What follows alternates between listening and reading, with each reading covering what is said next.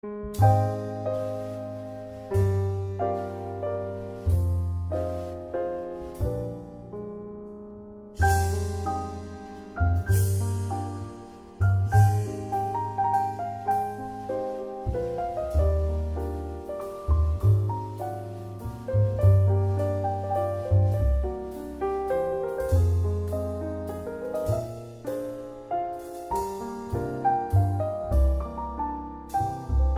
the meeting to order. Bills and manifests are going around. Mr. Wells informed me that he'd be stuck at work today. He had to cover someone else's shift, so he probably will not be making it tonight. Do we have any need for a non-public session to start off? Not to start with. Okay. And we'll move right to the opening public comment. Nothing? Nothing?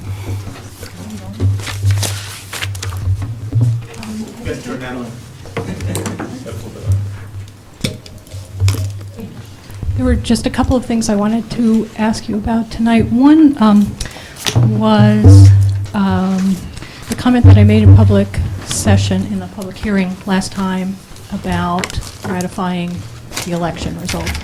And my letter, my remarks appear in the minutes of that session. But I had the sense as I was speaking that there might have been some question of whether the deliberative and voting day that are referred to in RSA 40:4, I think it is, that authorizes the moderator to postpone the meeting, whether that voting day was actually our March 14th voting day, I call it. And in our town report, this year's town report, with this lovely photograph on the cover on page 146, it tells us about our 2017 town meeting, the first session, the deliberative, and the second session, voting, which was happening on the 14th of March. So just to make it clear that voting day and election day, March 14th, the day that the meeting was postponed from, are all the same thing, and that the moderator is authorized to do that under the law. And in my comments, I had asked whether people on the board would be willing to affirm that they support the moderator's decision in that regard. And the minutes reflect that Chairman McGuigan and Vice Chairman Hartford did affirm the moderator's decision. And so, as I recall, did Mr. Wells. And that's not reflected in the minutes, and now he's not here to make that correction if that correction were to be made. And I'd also like just to invite anyone else who might want to support the moderator and confirm that they believe that he was he was following the law in making the postponement that he did. Today is another opportunity to do that. So that was one thing. Do I have another minute? Or? Yes, yep. Okay. The other thing I wanted to mention was that I looked at the monthly financials for May that you'll be looking at tonight, and I know that you're going to be talking about the surplus tonight.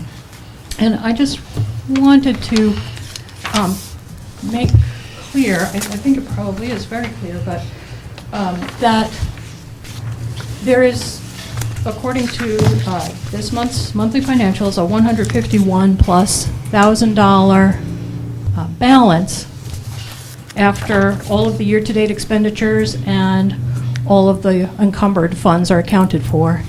That includes the almost $250,000 of unexpected high school tuition that you face. So in other words, you have that $150,000 balance even after having spent $244,000 of excess tuition for high school students that hadn't been budgeted for originally.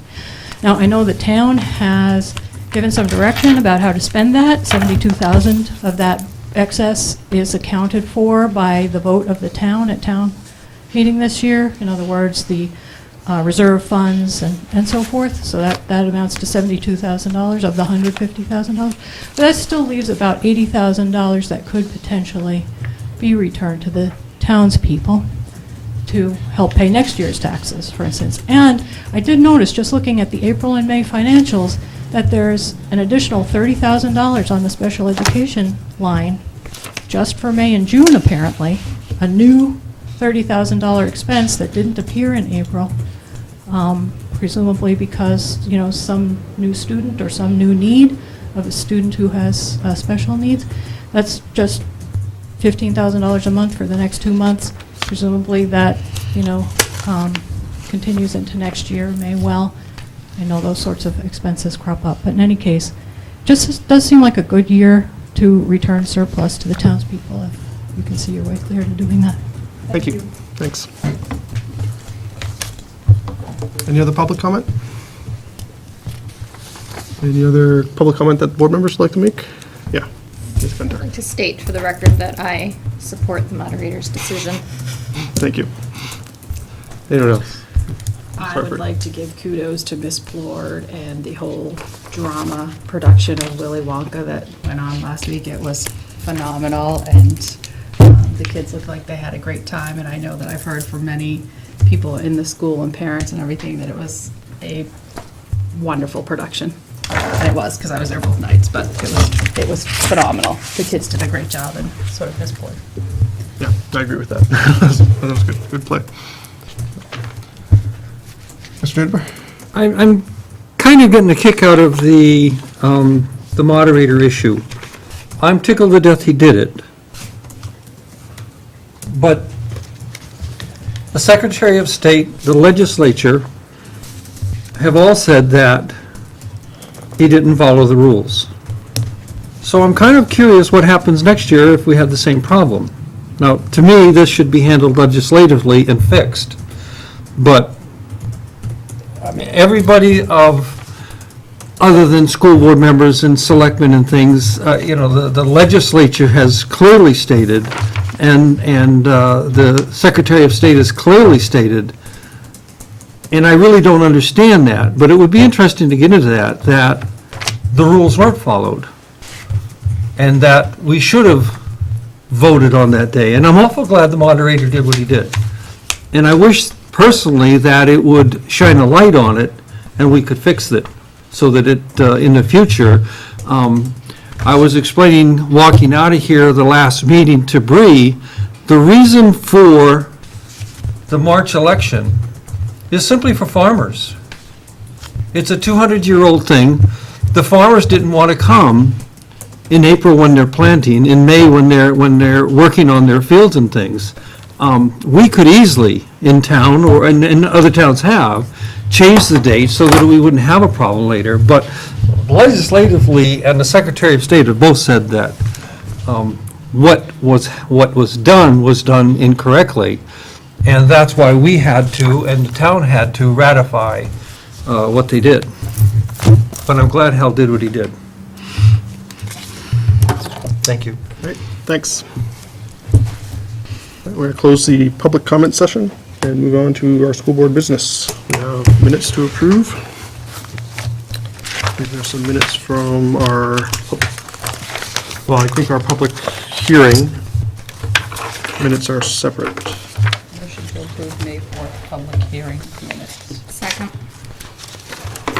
Any discussion on this? Do people remember, is this where Mr. Wells's name is missing?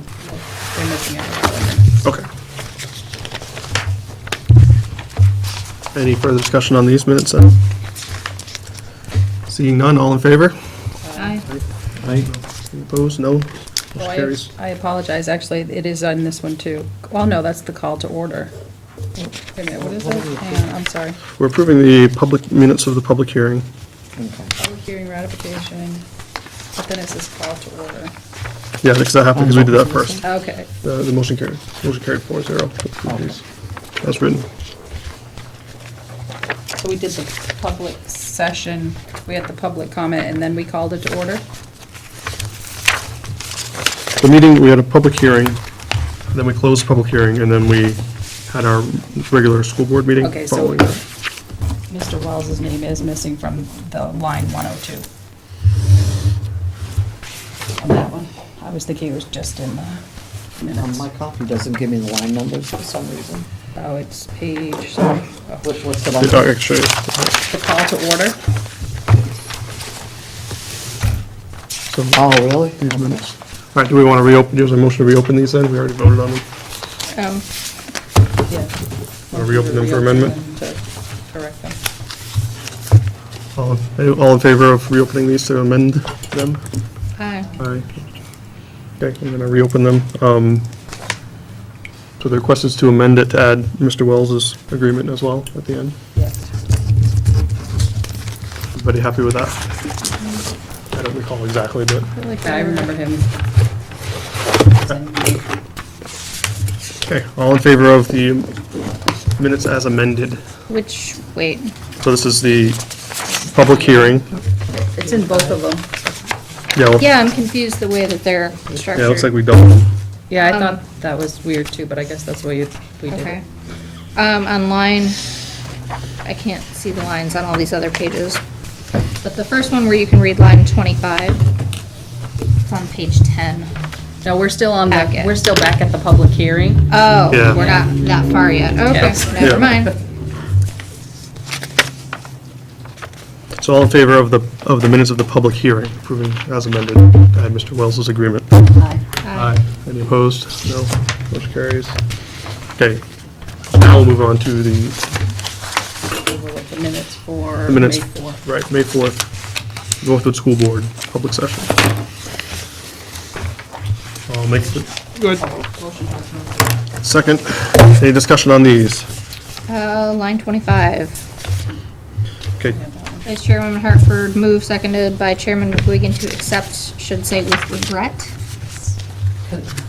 What page is that? page On 10. page Can't see 10. the line numbers. It's on page 10 of the packet.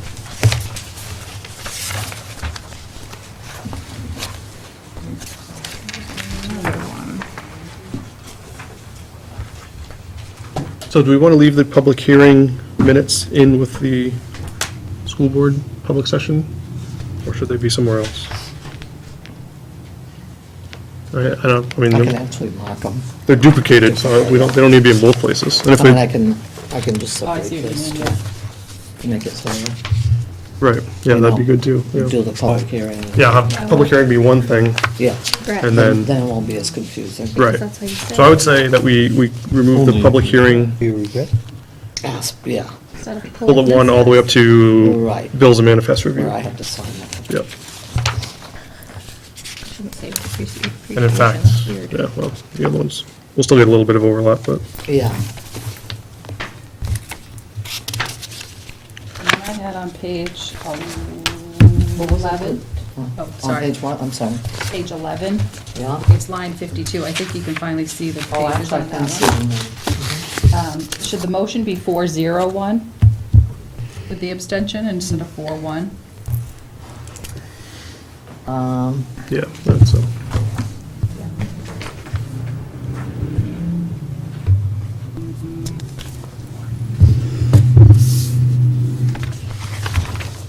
Oh, it should be 410. no, 401. Or, yes, Is- 0 is- no, 1 right. abstention. Right.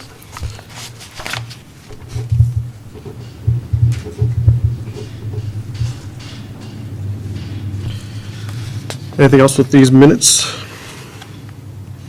Can I just ask Yep. a brief? What line was your? 25. Just with regret? Mm-hmm. You don't with even know. resignation with matter. appreciation? Yeah, not appreciation, regret. Oh, with regret, okay. Well, I can see with a 12-year-old teacher or something. You're just too nice. Okay. Sorry. Okay. All right, all in favor of the minutes as amended? Aye. Aye. None opposed? Motion carries unanimously. Is that 4-0? 4-0, yes. And I believe that's all of the minutes we have for now, right? Yeah. Yes, okay.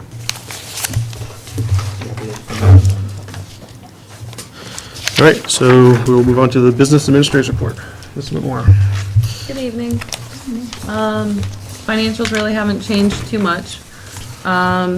Still anticipating a shortfall in the Medicaid revenue in regards to the revenues. Other than that, I don't see us not getting anything else except for maybe the cafeteria, but that's something that we'll work out with Cafe Services when they close their financials and they reconcile their books at the end of the year. So I'm still looking to $10,000 to $15,000 short in Medicaid revenue. Expenses this month, we had a financial meeting with Jocelyn, Adrian, Bob, and Ed.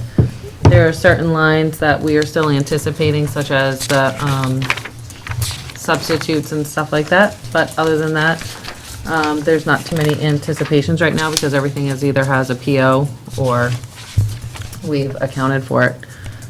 With that being said, the $151,000 is what's unexpended. Ms. Fiala did mention that there was an extra $30,000 in special ed, and that is accurate.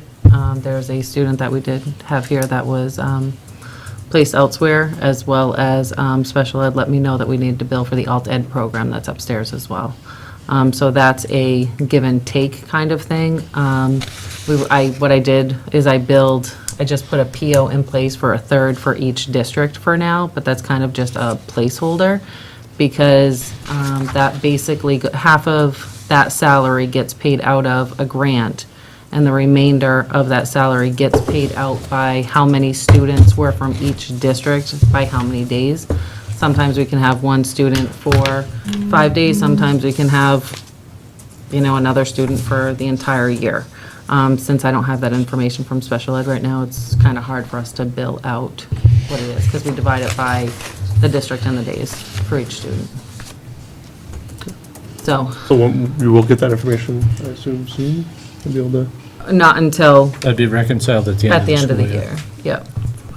As soon as the student days are complete. You can't do something like anticipated, though? Without... Well, ultimately, we're gonna have to wait until the end of the school days student days are complete, because we've got to get it down to, we'll do the final billing. What? That's why we put a placeholder in there now. That's gonna be the worst-case scenario, and then we'll Right. bill off that. Okay. Yep.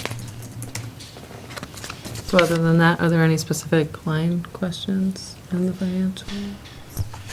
I just have a question with the shortfall. With the revenue? Yeah, just because of something that we had talked about with Mr. Rooney last meeting, So, but it wasn't in public. yep, and I know what you're referring Okay. to. But that can't be backdated. Okay, thank you. That's so rectified, it's- that's rectified for next year. Correct. Okay, So thank you. next year you'll look better, but right now I can't anticipate that because they've already dropped out of it for so long. Okay, So, thank you. you're welcome. Wasn't that, Nope, we already had that Wasn't how I discussion because expected- he as I thought the same understood thing it. at first and we Okay. discussed it and no. okay, thank you. You're welcome. Any other questions? Discussion?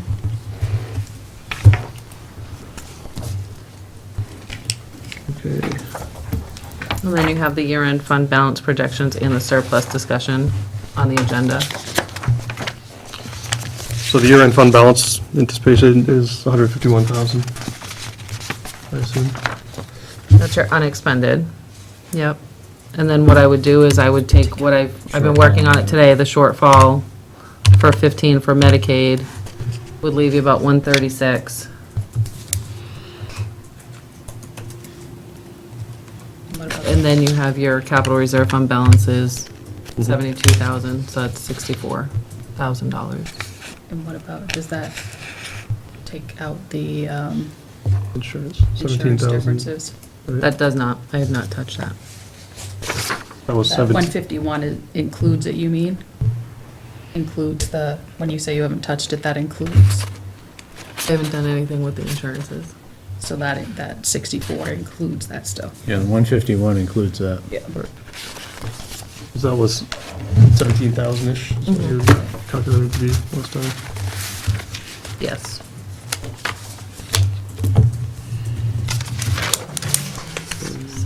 It's about 47,000-ish, if we count the 17.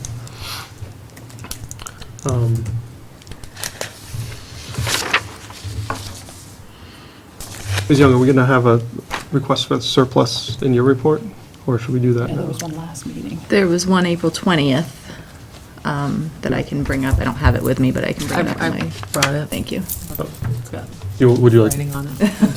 you want to do that now then? I mean, we, So, the first thing on here was replace the gym door. The justification is the current door is rotting for $1,800. We actually have another door to add to that. That just came up at the facilities committee meeting last week. Which door?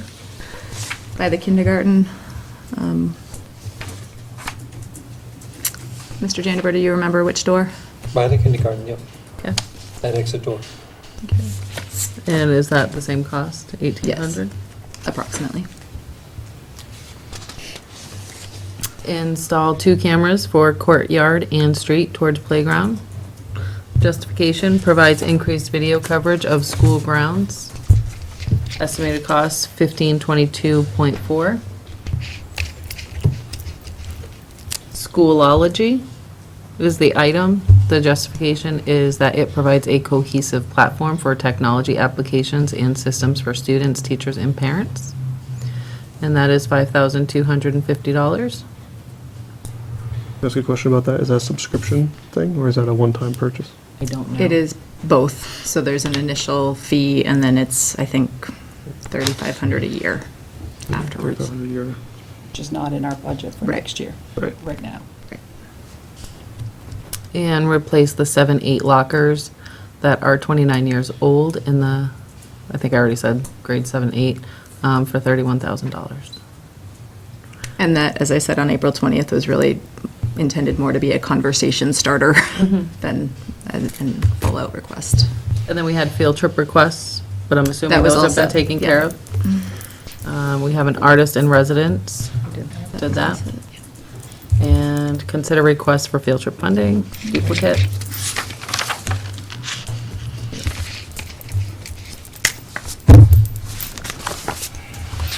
And that's what we have.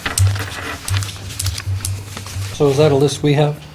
We got it, yeah, April 20th. Yep. It was in our packet from Miss Young. I mean, the doors, if they're rotting and, Well, some of the questions that I asked at we did have a meeting to look at the facilities. Where did the money, what lines did the money, Marjorie, come out for security? The $35,000 we spent on security? I had asked for additional information. I never got it. You were gonna check with Steve and Tom. You're right. Sorry. And I didn't know that was coming up tonight. Jocelyn had asked me that. I reviewed a few of the financial statements going back because I assumed that line would go over for that amount of money, and I didn't see anything. So I was asking if they could let me know what the vendor was that we paid, because I can't remember off the top of my head. Sorry, I Who dropped the that ball was, on because that was so long ago. My point was that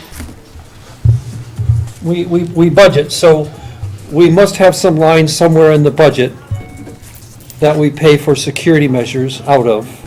Do we have any lines in those budgets left? In which case, why wouldn't we just go out and buy the cameras? Was what I was trying to get to. oh, you mean the current budget? Yes. It's like doors. Do we have any money left in the budget Facilities or for whatever. doors? And if we don't, then that should go on the list. But if we do, it shouldn't go on the list. It should just, the door should be gotten. Right. So the first that question they would- had was regarding security. Where would, if we went out and bought, I forget how much it was, the cameras, where would we put that? And do we have that money in the line already? Building maintenance, and you have almost $3,800 left there. Okay. Unencumbered, unanticipated. Yep. So is Where- that the where's- same place the doors would come out of? It's on page 25 Thank you. of your Building financials. So the doors was gonna be 3,600 for the two. So that would take care of the doors, for one, within budget. Is the way I would look at that, Yeah. Well, I think, unless there's something else in the pipeline that we don't know about. It would take care of both of them. yep, It would take it care of would, both of them. yes. Well, there's, how much were the cameras? $1,522.40. Well, she said the two doors are Oh, the 3,600. two doors are 3,600. I thought that's what you meant by the both of them. Didn't you 'Cause we say there added- was 2,600 She's on added. there? There's 3,800. Oh, 38, sorry, I was looking at the bottom line. Sorry, no, She just added a new door today, I think, right? So it's 2 doors at about 1,800. Correct. Yeah. I don't know, but my personal opinion is they should go out and get 2 new doors before the end of the year. Yeah, So and spend it out of that line, the money's there in that line. Right. line of thought, though, if there's, there's 26,731 right now in maintenance and operations, wouldn't that be this, like, in that whole section? Well, it's possible. I don't know. Has she encumbered, have we encumbered everything? I don't know. I met with Tom and we were able to release some encumbrances. If we have money in maintenance and That's what I was looking at, is that bottom line. There's $26,731 in that bottom line. Those should come Maintenance out of that whole section. I think what I'm having a problem with is having maintenance stuff on a wish list. That just goes against my sensibilities. To me, if we have maintenance problems, we should take care of them if we have the money. Now, if you don't have the money, then I think it's wonderful to come to the school board and see if we could ferret out some money elsewhere. But if we have the money and it's a maintenance or safety or whatever issue, then I think the money should just be spent. Right, I think if you're not overspending, I agree. I mean, if you're not overspending a line, then just do it, Yeah. right? When you want to move lines around, then I That's- think we need discussion. Right, that would be more of a discussion, I agree, yeah. And the way I'm looking at it, with building maintenance, I think you could at least do the 2 doors out of that line without overspending that line, so, yeah. If they're needed, Just they're get it done, needed. and then, yeah. And now security cameras, that's different. Now if we've got those doors out, we've spent that line down to basically 0 at that point. So if we want to transfer money from a different line for the security cameras, we should probably have a discussion about that. I mean, there is plenty of other lines in this section that we could do that with, but we would be overspending the building maintenance line now, so we'd have to find the money elsewhere. There was one other maintenance item we discussed at last week's Facilities Committee meeting, which was redoing the front steps and the bubblegum hallway steps, the outside steps, redoing the concrete there, which is about $4,700. Those steps out front, this is like, what, the 3rd or 4th year that's been on there? To me, it needs to be done, and it needs to be done correctly. I mean, I'm kind of sick of hearing about it. It's at least the 3rd year we've been talking about it. Well, are we patching though, at this point? Are we just Well, is that what the 4,700 is a no, that's patch? patching. Oh, well, That ain't much money. because that's what we've been doing for the last 3 or 4 years. And you're whereas- right. And if we could have spent the money, Yeah, when I we don't really had the money disagree, 2 years ago. This we is should've just more got that patching. done. Well, then, I mean, we should really look at getting it done so that,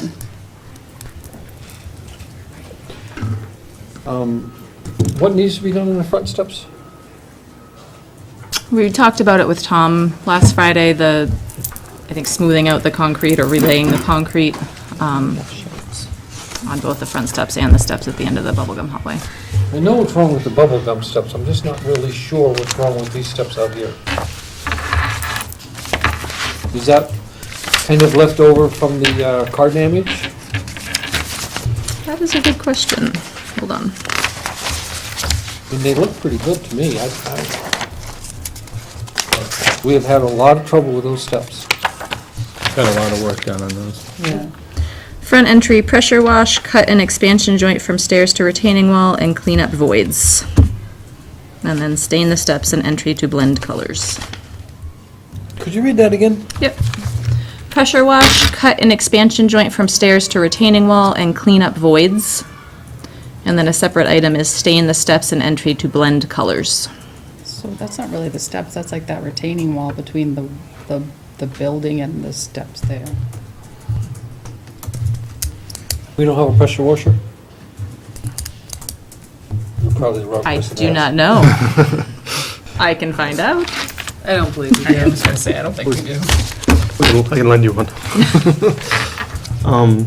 The other thing I think would be interesting to know is when you're looking at the steps versus the lockers, like what is the higher priority there? Because fixing the steps completely and replacing the lockers, I mean, you probably only get one of them, not both. So what's the priority? Which is more important?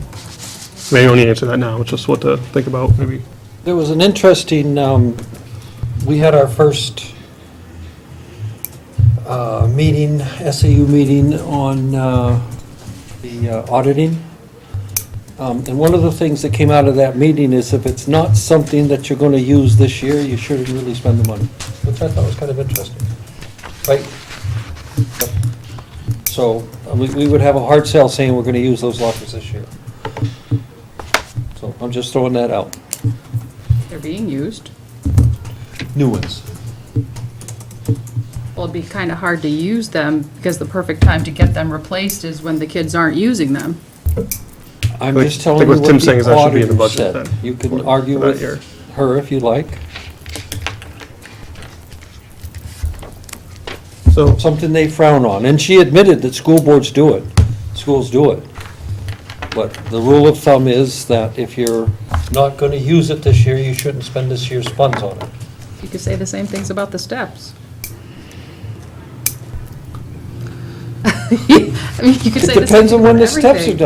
done, the lockers, and I meant to come in and go look at the lockers just out of curiosity. I've never looked at the lockers, so I'm speaking in the dark here, but the steps are used every day.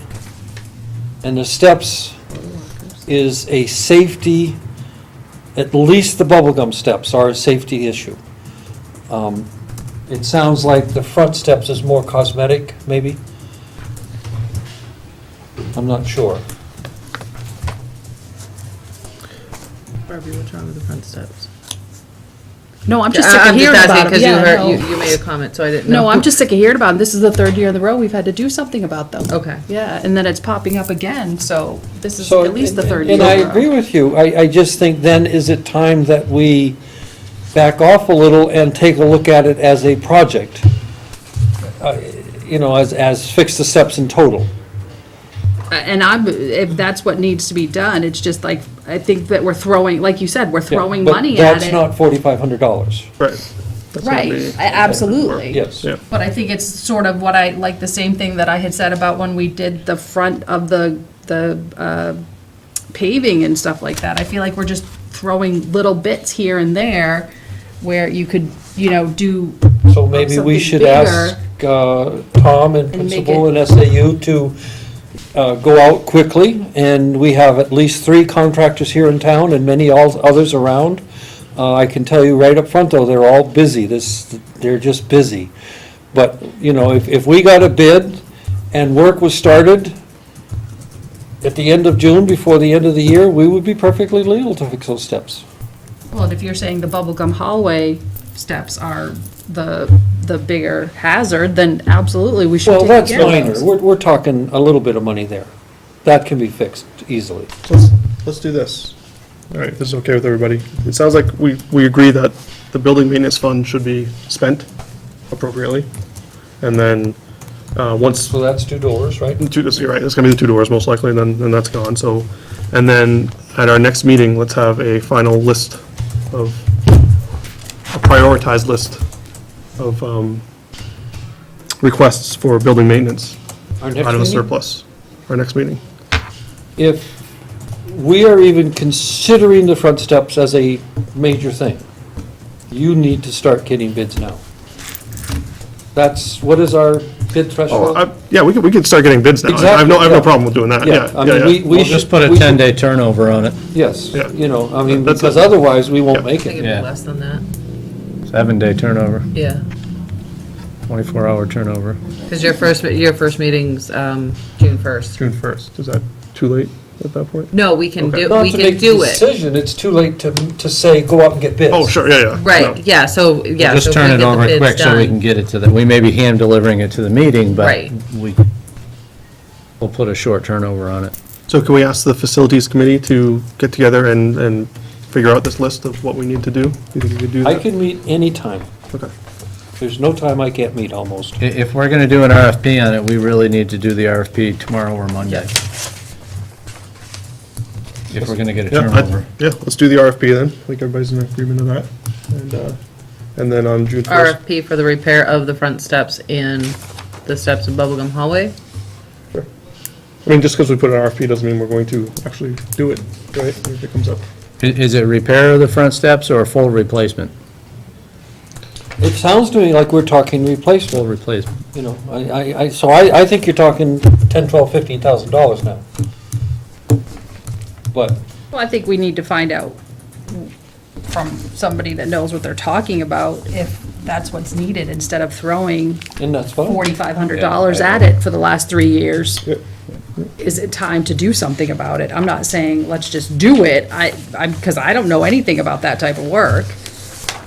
I just don't want to be throwing another $4,500 at it next year, because we didn't, we haven't done anything about it. Because we'll have to have a closing date of next Friday. Right? Yeah, that means we have to get these out tomorrow. Because they're gonna want to schedule some time with Tom and anybody else here that Yep. wants to be there. We'll turn it over as quick as we can. Okay. So like, one is Osborne, we have Osborne in town that does pretty good concrete work. Two Signet is another, What was that one? Two Signet. Dave Two Signet. And I think Hodgson, for something like that, would end up jobbing it out himself. If he went to Hodgson, I think he would job that out to somebody else, so I don't think that's a good pick for this one. I'm trying to. Because I'll think now- during now at the meeting, point there's one with the- more, and it is, I'm missing it.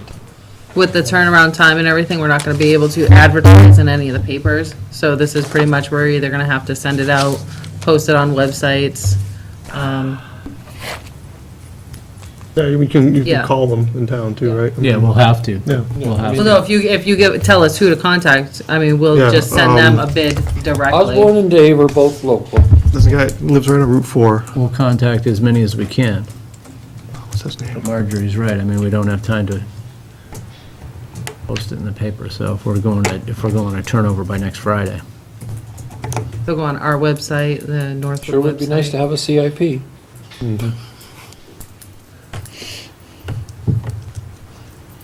Okay. Are we all clear on what's happening here then? We good?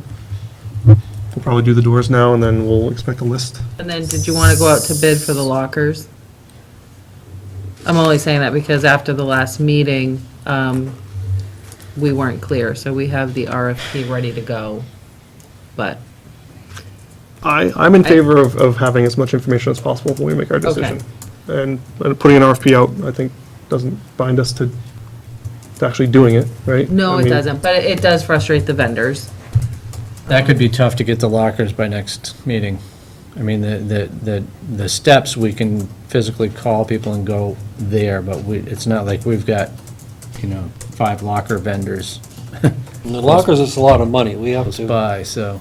we have to do it right as far as I'm concerned, but, I don't mind putting out an RFP. I don't see that happening, but I really think we need to think about that during the course of this next year. I mean, if Or do we hold off on the lockers and put them in the budget for next year? well, either way, getting an RFP will give us some idea of how much it's gonna cost, and then we can take that and put it in the budget for next year. Well, we if have have to. one, right? Yes. One of the things to consider is that, and I've had this discussion with Linda Osborne, is when we put out RFPs, companies take time to put together a bid proposal. And if you think that you're not going to do it this year, there are some companies who have put together a bid proposal and then put together another bid proposal, and then sooner or later, they're not going to bid anymore. So just throwing that out there, if we think that we're not going to do this by the end of June, then I think I would suggest waiting on it until a point in time that we're pretty confident that we're going to go forward with it. Then we need to know which is the priority of the administration. Or the building. Would it be the lockers or would it be the steps? Because if we can only do one, and we only want to send out one RFP, we need to know which one is the preferable project. I would say the steps. And She's made it clear in our facilities meeting and tonight that she's just floating this, and that's really good. I appreciate that. So now we're thinking about it. So there's nothing wrong with that. But it's almost like it needs to be put on our end page in the thing, and so that we don't forget about it, and we keep looking at it. Because, everybody seems to think, I've asked a number of people that they do need to be replaced, but it's just coming up really fast all of a sudden. This always happens at the end of the year. I think that, as Tim said too, the auditors would agree that the steps would fit in your budget this Right. year much more appropriately Right. than the Yeah. lockers. So can I ask you a favor then? Can you put that into our circular file there at the end? Yep. To-do list for, if you decide to go forward with getting an RFP and you find more money this year or something like that, that's fine. But if not, then make sure we get on that list, we don't forget about it. Okay. So I wouldn't make any guesstimations about next year, other than to say, if we got to the middle of next year and felt like we did this year, that we were gonna have some surplus, Right. that would be the time to start talking about this in January and February.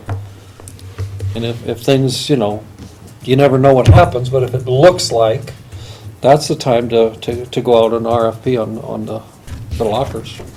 Yeah, and this was a tough year. I mean, we were closing off spending, or conserving on spending very early in the school year with that $250,000 shortfall in tuition, so, I agree. In January, we should be able to have a pretty good handle on the number and if that's gonna work. So I'd just like to bring up the Schoology. Provides a cohesive platform for technology applications and systems for students, teachers, and parents. I'm assuming that would go under technology, that's why I was looking for that. Yeah, software, most likely. He doesn't have any money. And the overall budget does, like is, But again, if it's not coming out of the right line, it's something we should talk about, I think, right? We don't want to Well, and take that's salary fine. money and spend it on software. oh, That it's means- not, yeah, I'm not looking at salary money. Well, whatever, just an example. Like internet services, which is, and computer repairs and maintenance, and computer supplies. What page are you on? 22, I think. So if let's see, And it doesn't cover the whole thing, it's 3,400, well, the bottom line is 3,647.48 is what's Right. left. but if we did this, if we bought Schoology, right, we would be overspending this computer software line by about $5,000. And not only that, but 2 lines are over by $1,000, which offsets another one by $1,000, so.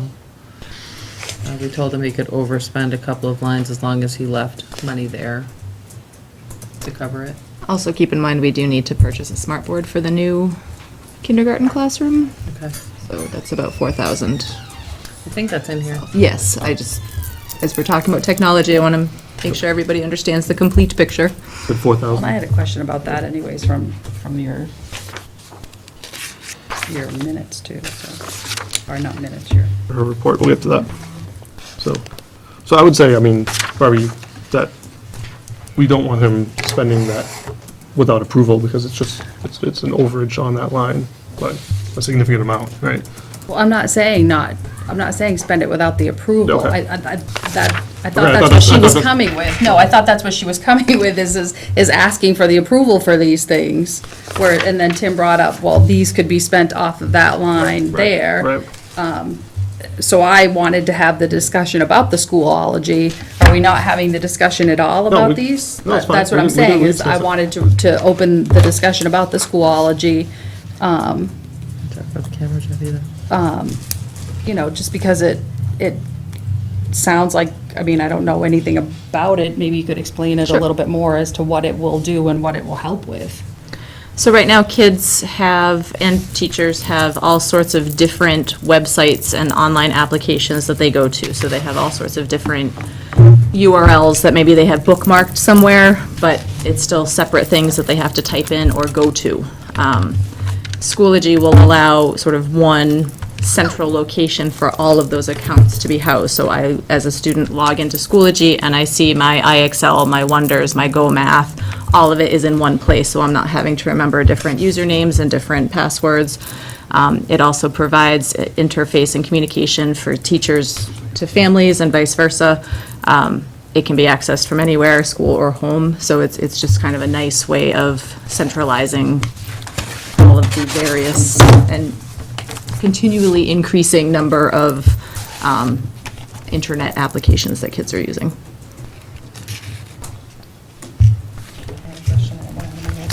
Yeah, I have a question about that too. Would that be like replacing Class Dojo and things like that then? I mean, It could integrate with Class Dojo, so it would. It seems like there's some overlap there, right? 'Cause Class Yeah, I Dojo mean, is there's, used for- there's a lot of, Class Dojo right now is something that certain individual teachers are using by choice, versus a lot of the things that the school pays for subscriptions. So this is, our intention is to try to streamline the things that we're paying for. Teachers may want to continue to use Class Dojo or find that Schoology has a similar function that they want to use instead. Okay. So we're not paying subscriptions on Class Dojo right now, you don't think? Okay, all right. That's what I was mostly worried about. If we were to, have you thought ahead, and if we were to say, yes, let's go ahead with this, have you thought ahead to next year and where you would take the 3,500 for next year to continue this? I think Steve has, and I'm sorry, I can't remember what his thinking was on that. But I can find out. Sorry. No, that's okay. So maybe it is a discussion just to wait and make sure that it's, for next year's budget also, that there is a Absolutely. spot that it's coming out of. Yep, yep. Oh, Strategic plan. Any other discussion on surplus spending then? that's what it is.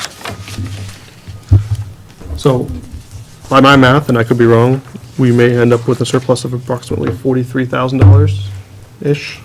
It's after all the deductions we talked about earlier, insurance, the doors, everything else. So, next meeting, if we get a prioritized list of what the building administration would like to spend that money on, and we can make our decisions then. What was the decision on the cameras? I think that would be part of this. If there's a line that it could come out of right now, if we have a security line that's not overspent, then I would say, then you can do that, but I don't think we have that line, right? Yeah, I don't think we do either. We do have the building maintenance line, if the cameras are a higher priority than the doors are, sure, but, We can bring the quotes for that then. yeah. So you're saying schoolology? Yeah, the school, yeah. I thought you were saying zoo. Schoology, yes. School, okay. There's a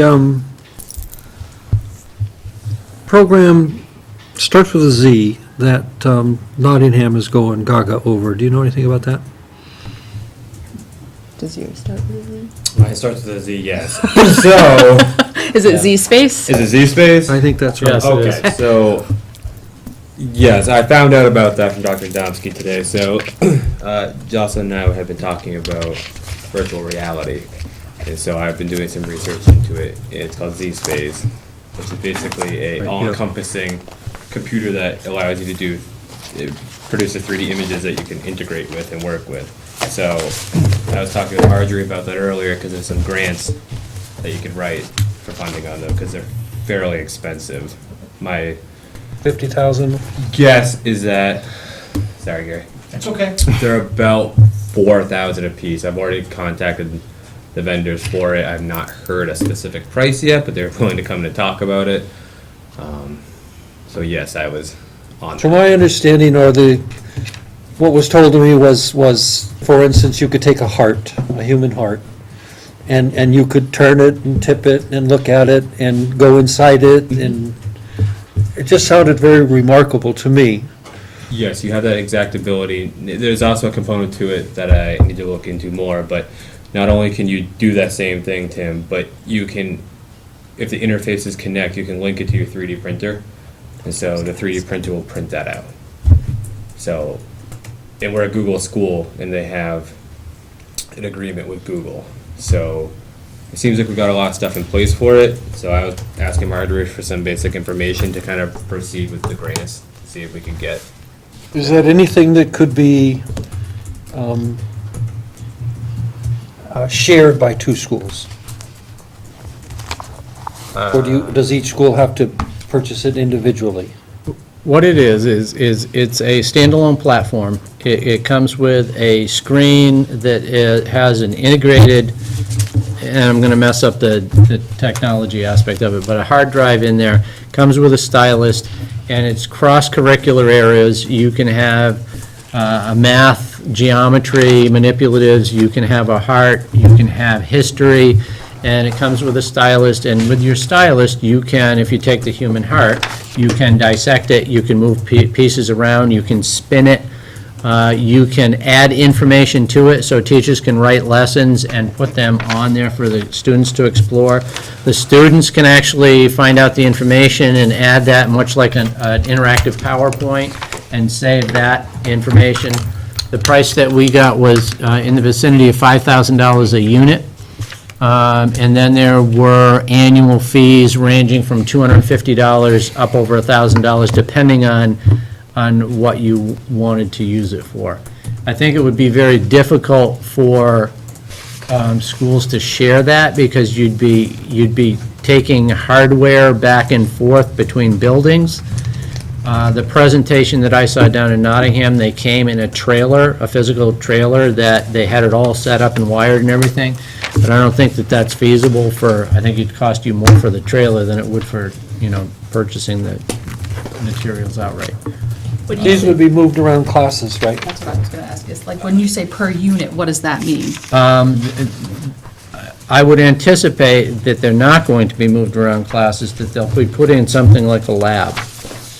I suppose you could move them around, but they're not small laptops. I mean, the whole unit it's pretty It's not good on a size. stand, a roller and stand? I mean, I suppose it could be, Tim, but I'm not sure if you're going to have any more than 2 or 3. I think it would be more feasible to have a lab set up where kids come to that instead of those going to the kids. It didn't sound like it was very limited. So in other words, you could talk about a heart, but you could talk about math, or you could talk about history, or... So I mean, if we had such a thing, it seemed like the whole school would want it, and so it would be, almost need to be movable. Yeah, it's cross-curricular and cross-grade level. I mean, there are things you could do at the first grade level, and there are things that you could do at the 8th grade level, so. And that's the kind of thing I would rather. I just have no problem spending money on something like that. It sounded awesome. Get a grant for it. Yeah, that's what I'm looking at. There's a couple of grants that I just need some knowledge from the SAU and some information, and then I'll get those out immediately, because it's spectacular. I mean, the things you can do with it are amazing. Well, then we're gonna run into the same problem, because that's what I was asking, is per unit, is like the same thing that happened we had like 1 or 2 smart boards, and they were, signing them out, having to go room to room, and then everybody got into the smart board, so that's where I see the problem coming in is, you're gonna have, so maybe a But we lab started where they with a- sign up for. Didn't we first get like 25 computers that would move around?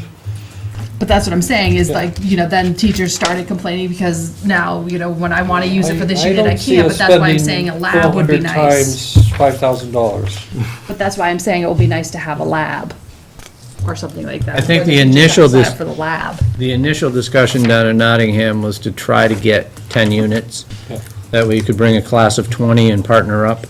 Now, that sounds like where I got the $50,000 in my mind. Yeah. Well, I thought 10 would be greedy for a grant, so I was going to start with 5.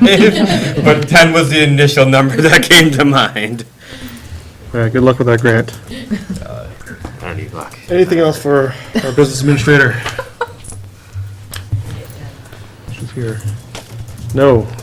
Okay, we're going to move on. Thank you, people. Thank you, Marjorie. Thank you. Ms. Young, principal's report, please. All right. So our report starts on page 30, and then I also have a substantial addendum for you that I'll pass around. So kind of the most pressing thing, I'll give you an overview of what our current 7 and 8 format looks like, and then talk about how we're contemplating changing that. So right now, we have 3 sections of 7th grade and 3 sections of 8th grade. There's an ELA teacher for 7th and an ELA for 8th, a math for 7th, a math for 8th, and then a shared science teacher and a shared social studies teacher. Next year, we will have a small 7th grade class. We'll have about 37 kids in 7th grade, which really does not warrant having 3 sections of 7th grade. And we'll have about 50 kids in 8th grade. So based on some staffing changes, we have some flexibility with positions, and so what we are, sort of our working plan right now is to have 5 shared teachers. So instead of having a dedicated 7th grade ELA teacher, we'll have an ELA teacher who teaches both grade levels, same for math. This provides some opportunities, but it also makes for some changes. So right now, for example, 7th graders have 3 85-minute core classes a day. Next year, they would have 5 50-minute core classes a day. One of the advantages is it would easily allow us to have Spanish as a core class for all 7th and 8th graders. Right now, Spanish is more of an enrichment class, so not everybody in 7th and 8th grade takes Spanish. The kids that we do have taking Spanish are very successful with it and are able to go into Spanish 2 at Co-Brown. So I think making it a core class is really a boon for our kids. But obviously, if we're making it a core class for 7th and 8th, then it is not going to be available for as many of the kids in the younger grades. So with this format, we would have it as a related art for 6th grade, but no Spanish for grades 1 through 5. Currently, grades 1 through 5, or 1 through 4 have Spanish as kind of a co-taught part of either library or art, and then 5th grade has Spanish for 1 quarter a year as a related art. So I think the biggest impact would be on grade 5. This would still allow, obviously, for the contractually obligated 45-minute prep period for teachers. It would allow for continuing a 45-minute what I need block for intervention and enrichment. Allows for common planning time. So we started the schedule for this. It allows for common planning time for all of those 7th and 8th grade teachers. Right now, Jen Lenharth, our science teacher, for example, her planning time every day is just with 8th grade teachers. So she never gets a time built into her day to meet with 7th grade teachers, even though they share students. They do it anyway. They do it during lunch and after school. But with this configuration and the schedule we've drafted, it would allow for all of the 7th and 8th grade teachers to meet together every day if they wanted to, which is nice. The biggest advantage is that taking these 2 positions from 7 and 8 and putting them in lower grades helps us keep class sizes smaller. We had originally been looking at 5th grades that were 24, 25, and this allows us to keep 3 sections of 5th grade with 17 in each. So there's certainly some drawbacks, but I think overall that this is a nice way to handle differences in class sizes. One of the unfortunate things is I understand that this is the 2nd year of a block schedule. Now we're going back to a 5-period schedule. In a couple of years when we have bigger class sizes, we may need to talk about going back to having a block schedule. So it's not ideal in terms of consistency, but it is being responsive to the needs of our current kids. So any questions or comments on that? I know previous administrations wanted more. I remember they were asking for a 7th grade teacher to make the scheduling easier. So I just wanted to verify. It sounds like you did say that scheduling was not going to be an issue and people would have common planning time. So in the new way you're doing things. We have a draft, so we have met twice, 2 half-days to develop a schedule, and the schedule has been out to staff all week this week. I shared it Monday, and so far nobody has found any fatal flaw with it. One of the pitfalls of school scheduling is that somebody somewhere will find something that makes the whole house of cards crumble. Is it perfect? No. Does it make everybody happy? No. It never will. But it works, it seems like. And I'll provide more detail about it once we have a more finalized version for next meeting. But it also allows for more collaboration time for teachers in general, allows for more small groups during intervention time. So I think we're on to something here. And so I'm curious to see if it really will work. I'm still waiting for somebody to find something. But yeah. Was there any feedback about the shorter times? Because I know with the block times, one of the things that the teachers had liked were the longer periods, especially in the upper grades. So taking that and making them shorter. So I think one of the challenges, particularly with the third core that meets at the end of the day, is that 85 minutes feels like a long time at the end of the day, and we tend to see more discipline issues arising at that third core. Teachers are having, some teachers are having some challenges keeping kids engaged for that amount of time. So I don't think that the teachers are too upset about having shorter cores. Obviously, they're going to have to make some decisions and prioritize how they're spending their time during those cores. I think there is some anxiety about having 2 grade levels and having to adjust to a new curriculum and 2 new grade levels and a program in math that is still fairly new. The flip side of that is that's how most 7th and 8th grade models are, how most middle school models are, so it's not unusual. And Mrs. Lenharth pointed out that in her, I think, 14 years here, she's only had a block schedule 2 of those years, and the rest of the time have been 5 periods. So it is fairly traditional, and it's similar to what they'll experience at Co-Brown. I do like the fact that science and social studies will be every day instead of every other day, just as a parent. I don't know that the kids will particularly like it, but. Of course they will. Science is great. Okay, so also just had put in there that Steve is in the process of getting quotes for smart boards. He's reached out to 4 companies. 2 have not gotten back to him in a timely fashion. He's still waiting for one that did get back to him and said, we'll get back to you, and then the 4th one has not gotten back to him at all. The 2 that he has are within $3 of each other. So I would say that we're pretty good at the 4,000 mark.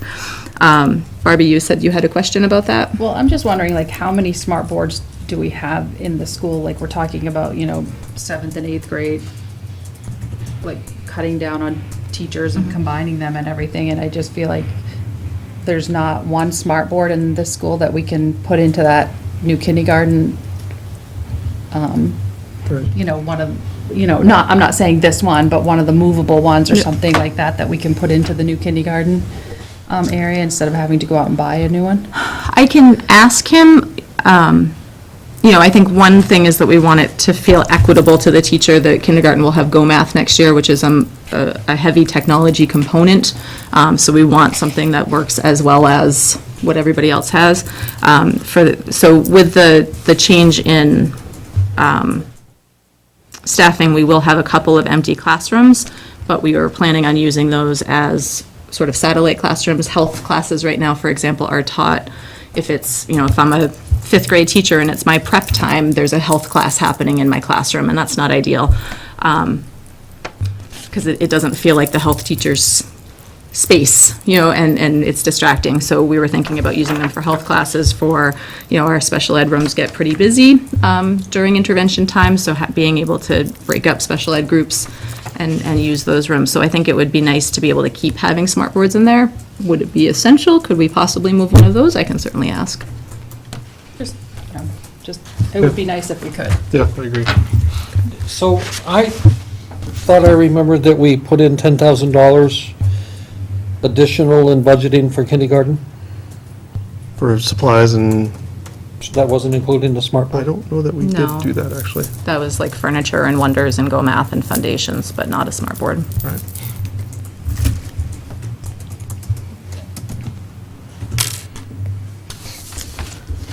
Okay.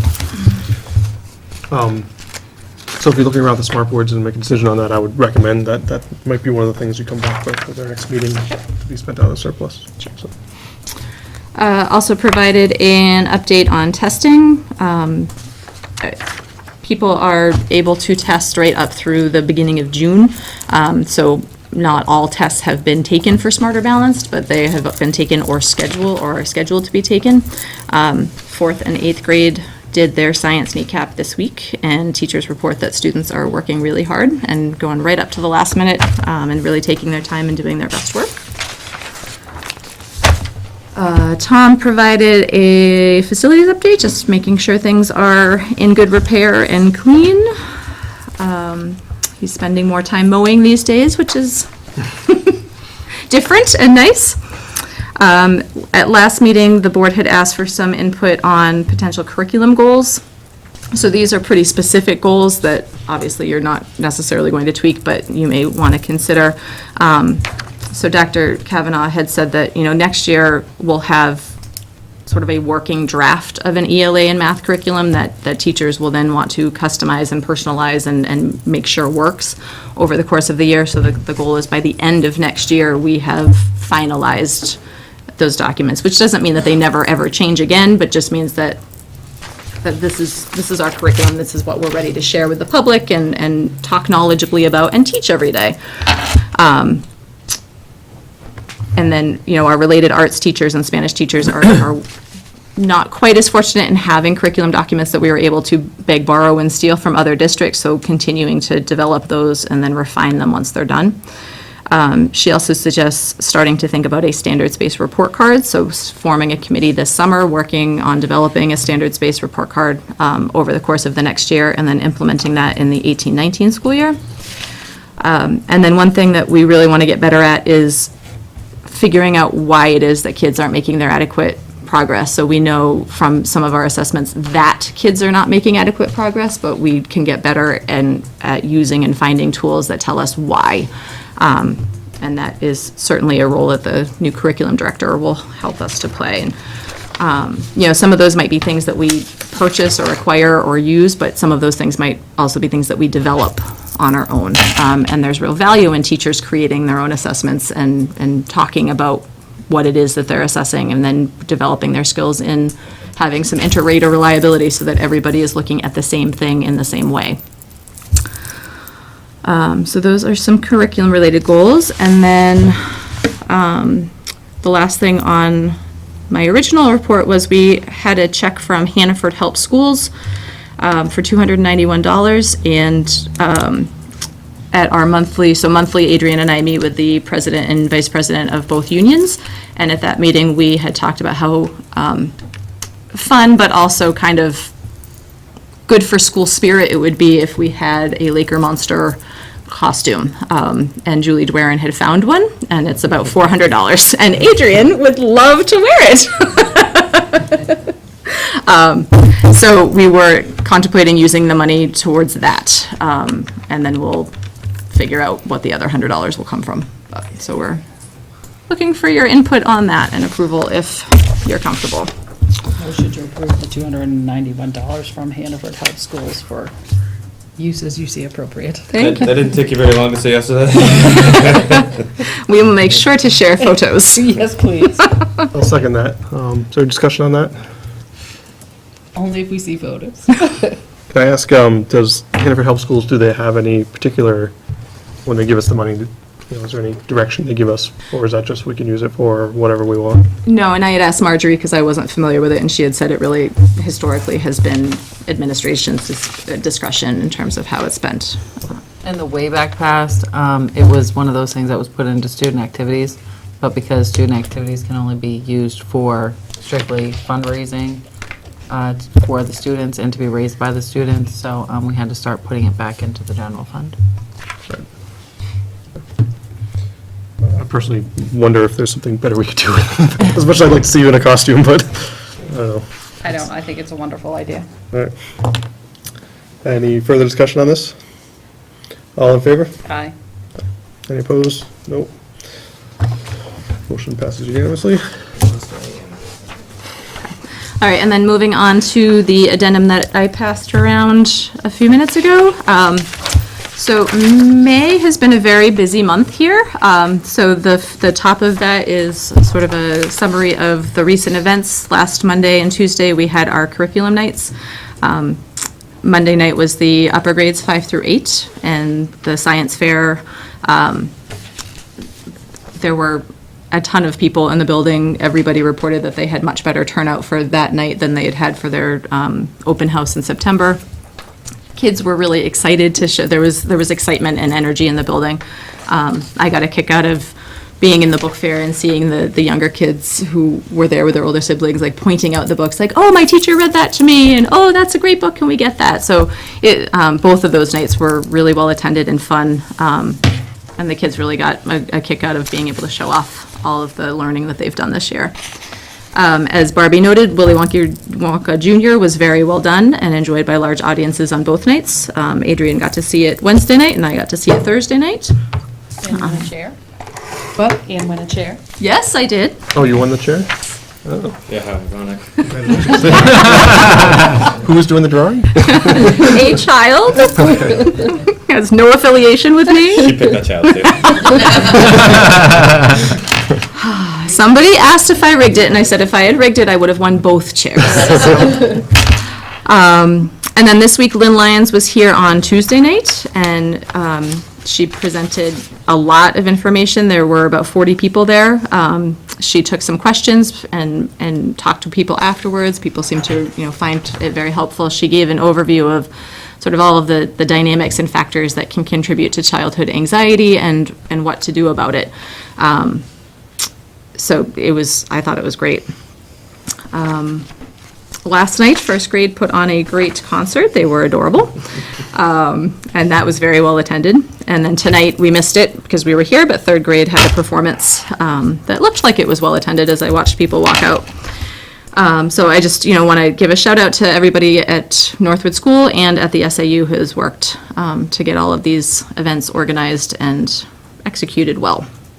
And then we continue to have ongoing events. So tonight we had the third grade performance.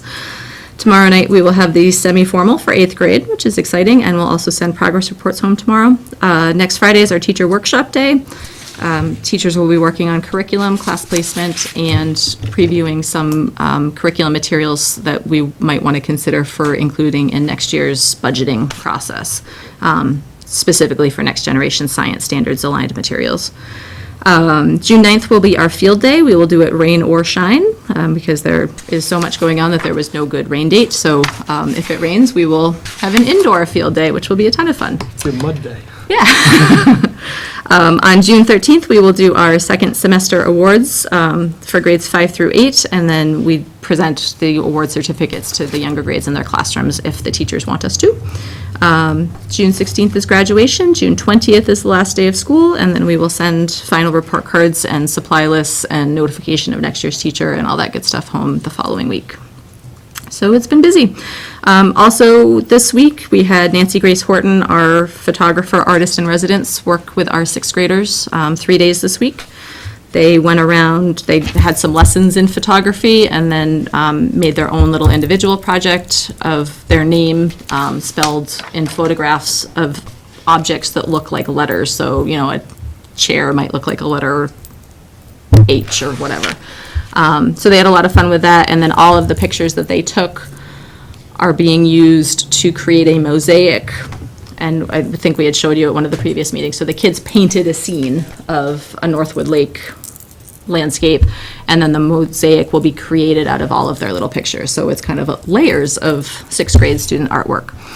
So we don't have that yet. That's going off to the printer, and we'll get it in the next week or two. So that was a great experience this week. Curriculum director interviews, we had 25 applicants. It just closed on Monday. We have been screening through those 25 and identifying those who have the appropriate experience and qualifications, and we are planning to interview on May 30th, which is a Tuesday, starting at 10:30, probably 10:30 to 4:30. So if any board member would like to join us, please let me know. And then for staffing, I provided you with the current positions we have open and if we are interviewing when. So we have an opening for PE health teacher, and we are scheduled for interviews next Thursday. Full-time custodian, we do have a few applicants for that, and we will start interviewing for that in early June. After it closes, we want to make sure, since it's kind of a tough position to fill well, we want to make sure we have a few applicants to consider and not just go with the first one. We do have the 2 elementary positions, likely to be based on feedback I've gotten so far from teachers. When we have vacancies internally, I have offered teachers the opportunity to move my guess is that nobody is going to want to move and that we will have the openings in grades 2 and 3. Kindergarten too? So Melanie Anktel is moving to kindergarten. She wanted to stick with that. We are still looking for one ESY teacher, and we have an interview scheduled for next week. We're still looking for an ESY NEC tutor, and we are interviewing tomorrow. And then I put fall coaches on here because they are technically still open, but I think I know who they are, and you'll get nominations next meeting. So, and then Sharon Plort had brought up the piano that takes up a lot of room on the stage before, and somebody had the brilliant idea to put it on the principal's listserv. Thank you. Was not him.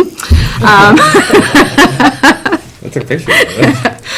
And how many responses did we get? Like, I was inundated with many calls and emails on this piano. so it's a hot item, so it's still here, but it's on its way out. And then Teacher Appreciation Week, our last board meeting was during Teacher Appreciation Week, but I wanted to wait till it was over to say thank you for the $250 that the board contributed. That went to breakfast on Monday morning and dessert on Friday afternoon, both of which were a nice spread and appreciated by teachers.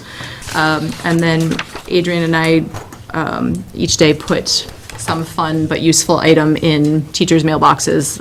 So you got an example of the pen that they got. They got lanyards with inspiration, innovation, and inquiry on them. They got a USB drive that says Northwood School.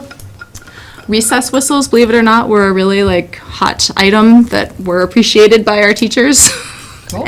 And then the all-important and always appreciated chocolate. So. And that, I believe, is all I have. Thank you. All right, thanks. No, no time for reading. Does anybody have any questions for Mrs. Young?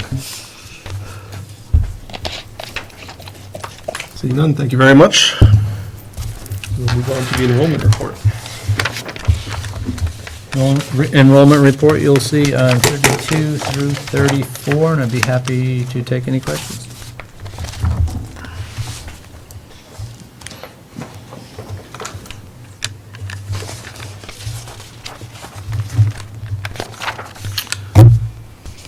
Seeing none, I think we can move on to your report. All right, I'll start on actually the personnel report that I handed out to you, that single sheet of paper. The first is a nomination of Karina Beedling for Spanish teacher. So moved. I'll second that. Are we going to have a non-public? Yes, we are. At the end, yes.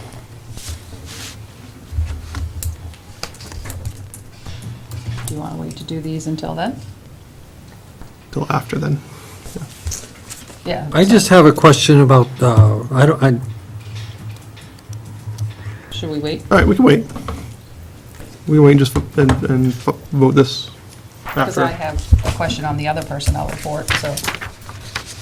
yeah. Okay. All right, so withdraw your motion. Yes. I'll withdraw the second, so. Okay, and just an FYI on a stipend for 8th grade trip supervision, and then on page 35, we have a, first of all, is a resignation of Jennifer Fiden. So moved with regret. Second that. Any discussion on that? Any information, or is that? It's, public, just in the letter? It's in the letter on the next page. All in favor? Aye. And Unanimously?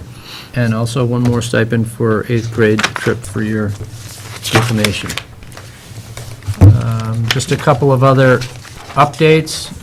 We've been fast and furious with hiring in all of the districts. There are some positions, elementary education positions, that we've been getting a wealth of applicants for. We've been pretty lucky for the curriculum director as well. And there are other positions, the special positions, if we look into Spanish guidance, sciences, math, those types of positions, it's fortunate that we're not going too deep with hiring because those are pretty thin, but we're working through those. CBNA graduation is next Friday, so a week from tomorrow is their graduation. And our first strategic planning session is next Thursday evening. 6 o'clock, I believe. 6 right? o'clock. Here. Correct. And that's all I have. I'd just like to throw out, while we're talking about that, I believe we still have openings too for people that are interested, might be interested, right? We didn't fill up. We do. We've got, I should have brought my list. We've got approximately 6 people now, if we count the board, myself, and building administration, a staff member. I think we have 1 parent, we've got a representative from the budget committee, and 1 community member at this point, if I remember And 2 correctly. students. And 2 students. So we probably have we could probably fit 4 more people at least. Yeah, if anybody's interested, just shoot me an email and we can work it out. All right. Any questions for the superintendent? I have just one. We talked last meeting, or it may have been a couple meetings ago now, about what the status of things are as in regards to the right to know law when they get put into our packet. You know, whether these things have to be made public immediately, or did we get any legal guidance on that, or could we? I know Scott was looking into that. I'm not sure if he got any or not, so I will touch base with him. Okay. Will he be here at the next meeting? Yes. Okay, so I'll put that on the agenda then, just so we don't forget about it.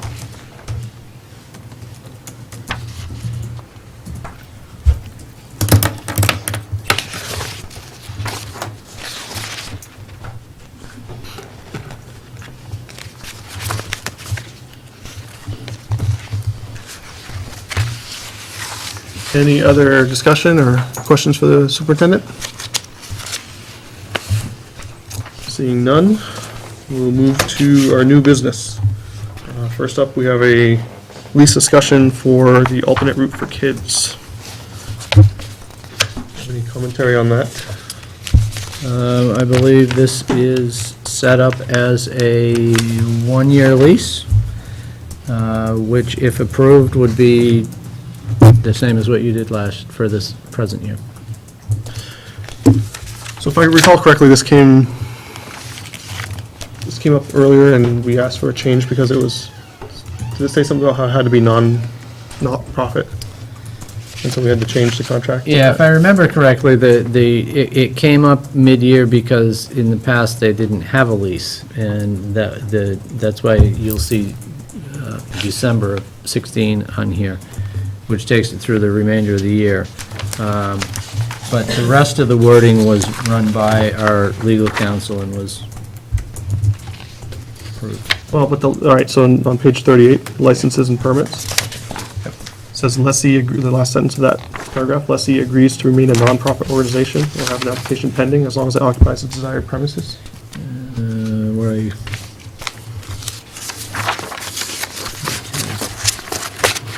And unless I'm mistaken, I don't think that the program is a nonprofit, is it?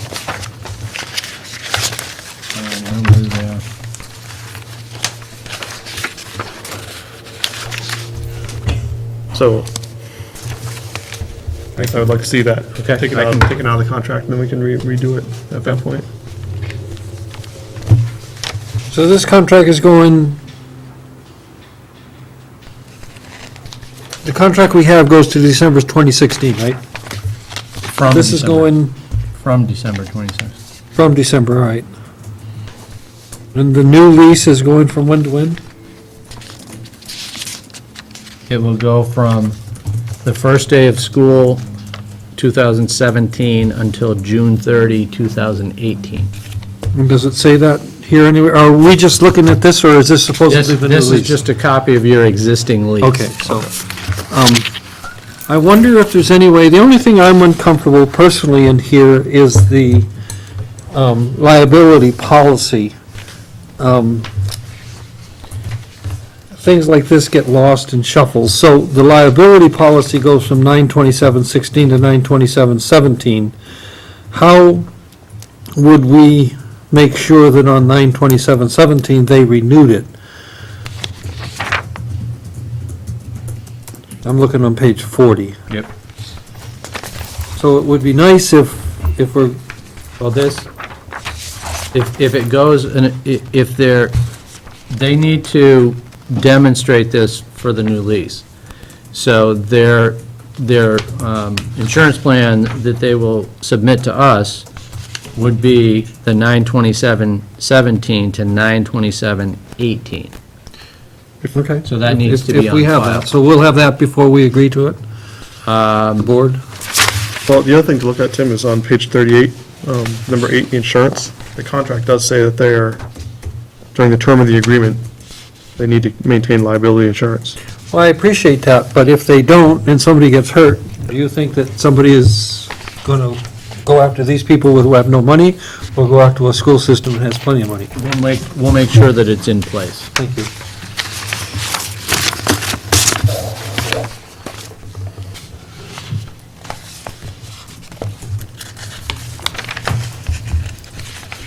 So we'll expect to see the finalized contract coming back next. Any other comments or questions or anything on that? No, it's a good program. I like the program. Do they use the building during February and April break? No. Because it does say in here, during the February and April vacation weeks, VC shall have said space exclusively from 7 a.m. to 6 p.m., Monday through Friday of each week. But they have to pay an extra $50. It doesn't say that on It does somewhere. number 1. It does somewhere, I just read it.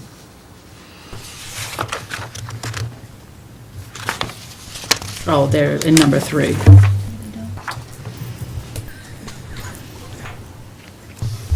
But if they don't use it? No.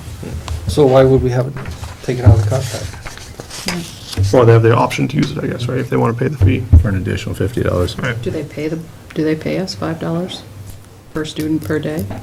25 cents per student. Oh, sorry. And with a minimum, do they pay us that?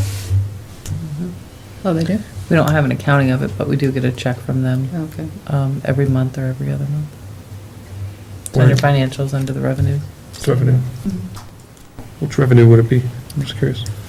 I believe rental or other local income. Do they provide us with a list of Revenue from other enrollees? local services. They don't have a whole lot of kids, do they? Well, no, but it says in here that they're supposed to, and if we don't do that, then let's get it out of there. It says that the leasee shall provide to the leaseor a list of enrollees at the beginning of each month. If we don't care, then let's get it out of there, because otherwise, we're not following the contract. Technically they're not, but, Well, Yeah. yeah, but we're not enforcing it either. right, where is this? Where did I just see that? Sorry, I just went by it. Number 3, under rental.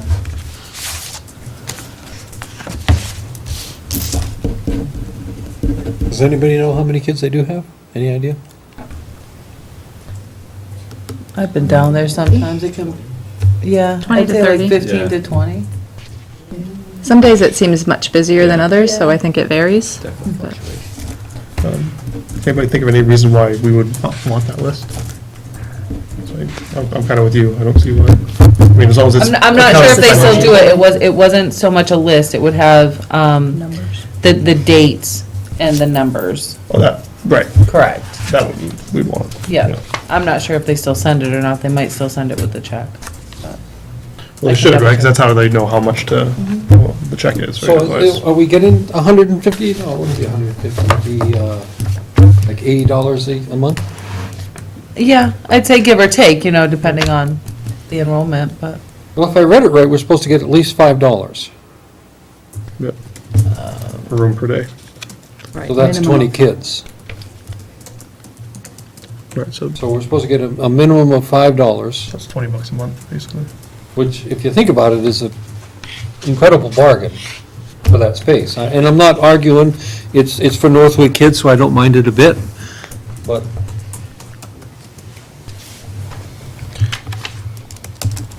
Okay, we good with this then? We happy with that? Okay, we'll get it tidied up. Thank you. Moving on, CIP discussion? Sure, I had a phone call from Joe Gunter about the CIP, and the town is starting to work on a capital improvement plan. and Joe wanted to encourage us to submit a capital improvement plan, or at least an idea of things that we might be looking forward to be added to that. I wanted some participation from the board. So, I know you can't speak for the whole facilities committee, but is this something that the facilities committee would be willing to work on? We could, a lot of it would come from there, but, I mean, a CIP in a school would certainly be facilities, but it could also be computers and a whole lot of stuff. I mean, there really, if you look at some of our bigger expenses, it could be programs. I mean, the way this was set up at the town level, when we did it a few years ago, was there was a minimum of $10,000. So if, and that could be 25 or whatever the board wanted. And then, you know, go from there to see. I mean, and at that point, we were talking kitchen redo, which was $50,000-$60,000 and stuff like that, but we never were able to formalize it. We couldn't just get the board to do it. So you're saying $10,000, like above what we would normally budget, Yes. so not like Well, maintenance and not stuff like that? necessarily above what we would normally budget. The idea of a CIP is you make a chart, and you go down here with all the things that you want, and then you figure out what it's going to cost. And what you try to do so that you make it level for taxation for the people in town is put 2 or 3 things in one year, and maybe another year it's a big year, it's a $100,000 item, so that would be the only thing in that year. And then you use all of that information for budgeting as you go. So if we had done this correctly, and it never came up, unfortunately, we would have put 3 or 4 years ago the lockers in a CIP. That's a 35,000 or whatever, somewhere 35,000.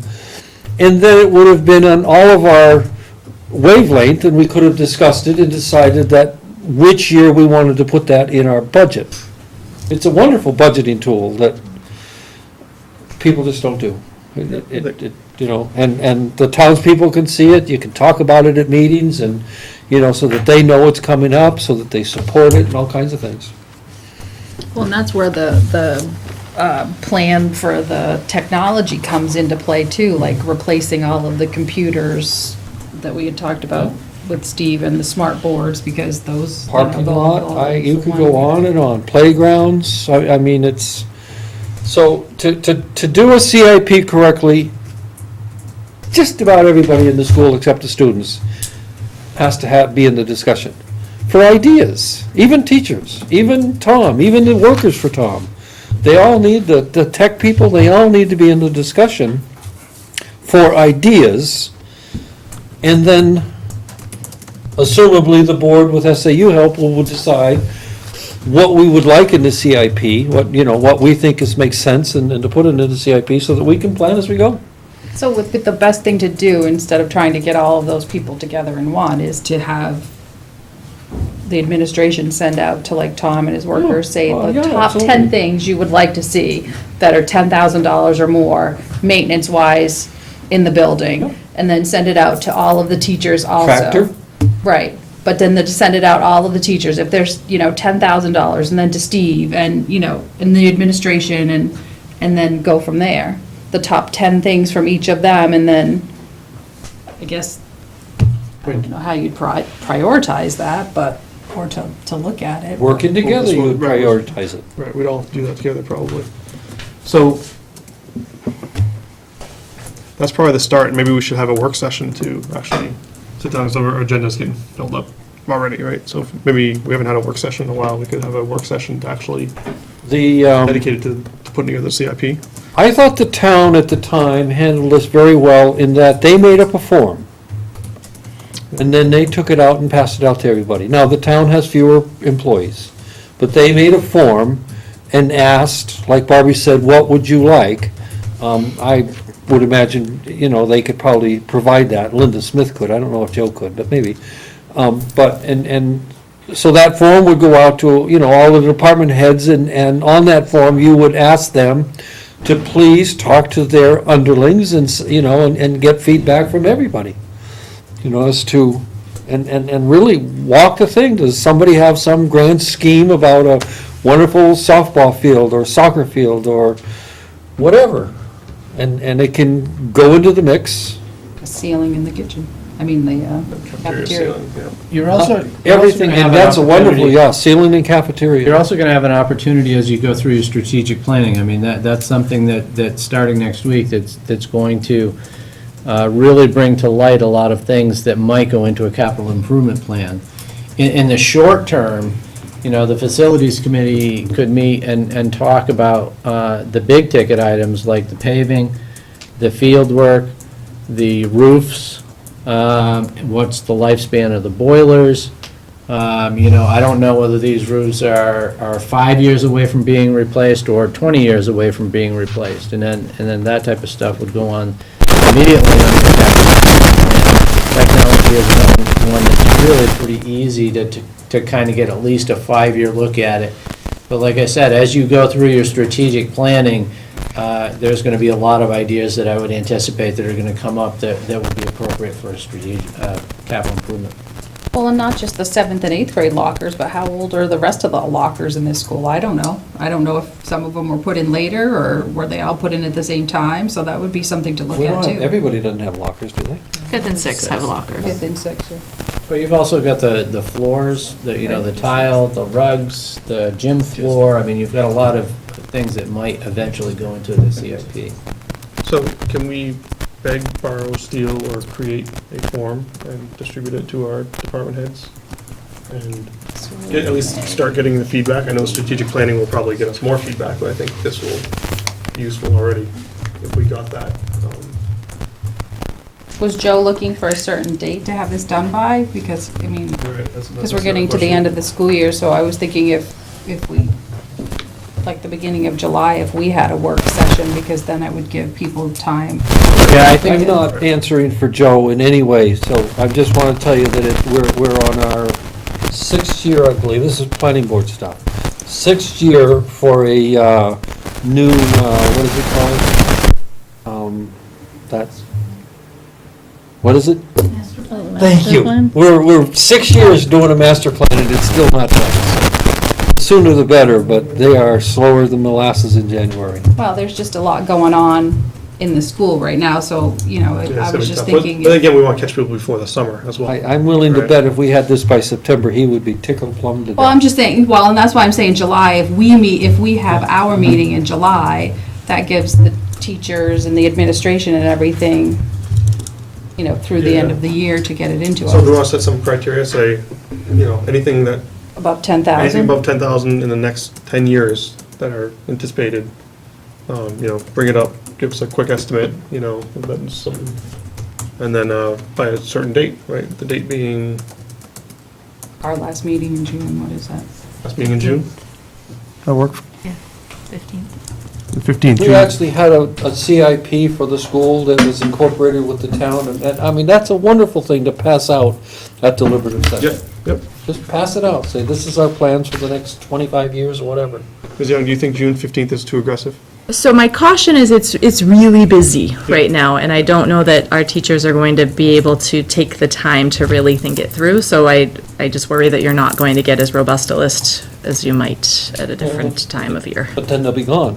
Right, and then they leave for Right. summer, that's the So it's issue. our only shot at the teachers, so if they want to be part of it, they could be part of it, and if they don't, I guess. But I mean, we could say the first meeting in July, but they'll be gone by then, and Well, they can they're start really now, gonna stay right? and do that at the end. Unless you make it part of your checkout. Sorry, for if we, No, we're trying to streamline check it. You can't turn your keys in unless you turn the paper in. the thing is, if we start now and give them as big a window as possible, then they'll have more opportunity, because, maybe they're busy now, but they won't be busy this particular week. Maybe we can do that. And this is, I would think this would be mostly driven from the department heads, not so much the individual contributors here. There'll be feedback. We have department heads? Well, like Mr. Tom and, Oh, I see what you mean. I thought you You meant know. like teacher heads, like, I thought you meant like English heads and yeah. like in colleges. I was like, we have this? even after this is done, it's a work in progress constantly. Right. Oh, absolutely. It changes and it keep rolling it. Yeah, I think you're gonna do this in stages. I mean, in my discussions with Joe, I think that they've already started discussions, and I believe they've had a couple meetings trying to get pieces of that together already. So even if we were to give him information in pieces, you know, giving the facilities committee a crack at it and our technology committee a crack at it, at least that will be a good starting point. And then, like I said, as you go through, you're gonna get it through the strategic planning, and then it's a fluid document that you need to continue to revise. Yeah, I think we really do need to put a date on it, because we talk about it, and we talk about it, and we talk about it, and nothing gets done. So what if we say July 6th, which is our first meeting in July? Yeah, or in Put it June, on the agenda in July. Yeah. we maybe add it to our parking lot items.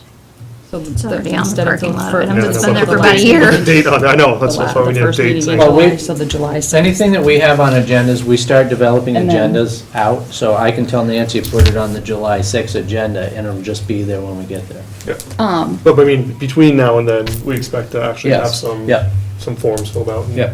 Well, that's what I'm saying is, we can say, like, we want the information from the teachers and everything for our July 6th meeting.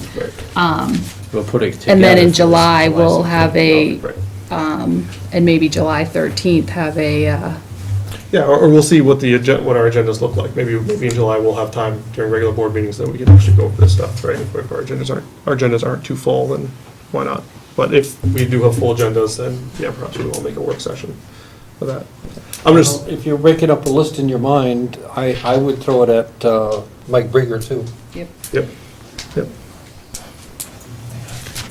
Mr. Brigger, Mr. Roberts, Mr. Thomas are going to be the main drivers here of this. Inside, outside, technology. Yep. Okay.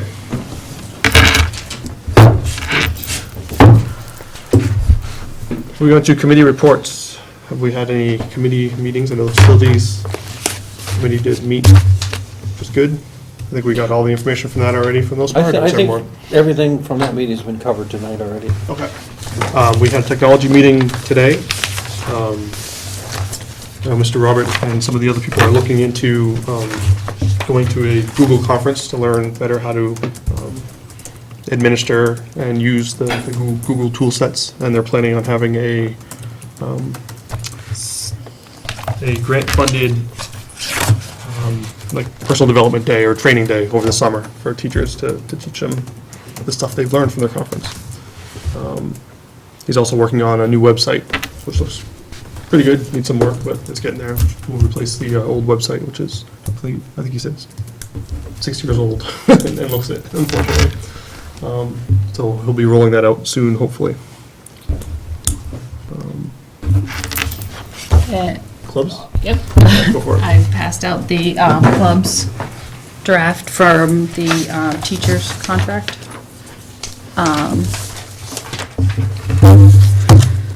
Let's see, there was some discussion, and if I may, I'll ask Lauren, it was the last one from Lee was that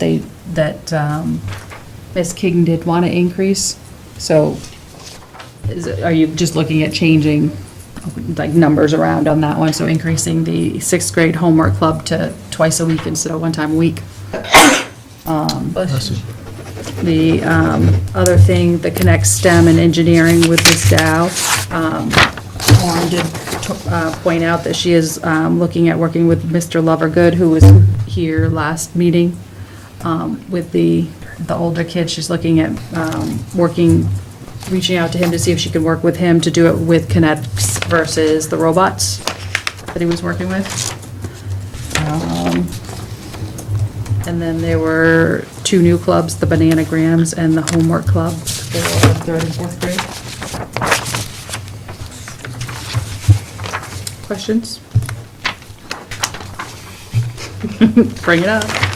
So I would just like to say, again, that I'd really like to see a 7th grade advisor in here at some point. If we could do it this year, that'd be great. And if not, I think we're really missing out on fundraising opportunities for 7th graders, because by the time they get into 8th grade, it's getting tight already, and then the trips comes up quick, and And I sent an email to Jocelyn and to Bob and to you, and so it's a discussion that I want to have, and then I'll bring it to the board about the 7th grade advisor and stuff like that. I just haven't set that up yet, and then we can have more of a discussion at the board level about that. But right now, you know, the other thing is that, yeah, it would be great to have, but there's nobody coming forward and saying that they want the job. So if you have nobody, you know, you can post the job, but if you have nobody that wants the job, that's the other thing too. But there is also the pairs that we have yet to meet. Who do we meet with now for the pairs? Still Colleen. It is still Yeah. Colleen? Okay. So I have to send out an email to Colleen to see if maybe she can meet early also for the pairs clubs. Well, the other thing is, you know, we can still make a 7th grade advisor position. We don't need to have these filled. We need, you know, it'd be nice to have the position. And position's there, it's open to whoever's gonna come take it. No one wants to come take it, then that's just money being, sitting there doing nothing, right? I think somebody. It's money sitting there being nothing sitting there that could be used on other kids. Right, but now it's filled up, now we can't do it, because we did Not fill it. necessarily, not necessarily. I mean, yes, the money is spent, but this is, you know, this is a draft. And if somebody did come forward and say that they were willing to do the 7th grade advisors, then, you know, we could take it back and say, you know, But can we it sounds move like things no one's willing around? to do that, right? So I kind of, I guess, I don't know, maybe feel like be held hostage, right? It's a 7th grade advisor position here, that, you know, it's gonna be, well, however much it is, $1,000, right?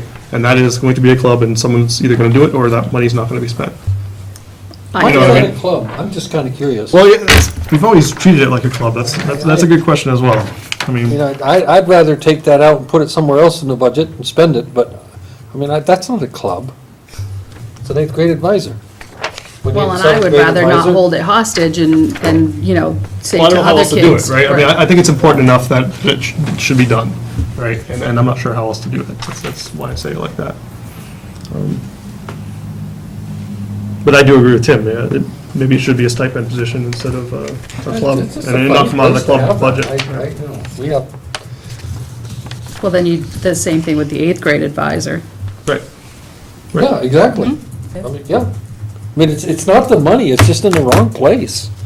Yep. It's not a club, and I, you know, I'd rather have another club for that $1,000. But I guess the question is it's always been in here, it's always been out of the clubs. Do we say, where are we going to pull it out of next year's budget Right. to pay for it? $1,000 or two is never an issue.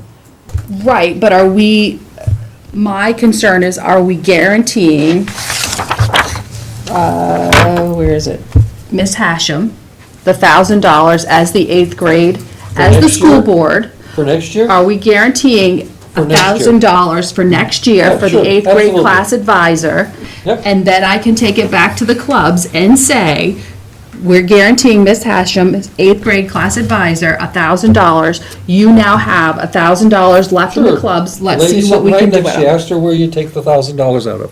And I'm fine with that. I just want to make sure that we're saying we're guaranteeing that. And now we can go back and say, We know what our Are there budget other is next clubs year. that would be willing to do it? We can take $1,000 and another 1,000 if the board wants to for advisors, but it doesn't belong in the club thing. It just doesn't. do we want to say the same thing? That we, And if- should, like, if- 7th grade be 750 instead of 1,000? You know, something like that, but. If there is somebody willing to come forward, are we saying that there's 750, that we will pay them 750? Make a Or, motion. okay, well, okay, if that's what I need to do. I want to just make sure that we're not saying we're just going to take it from them, you know?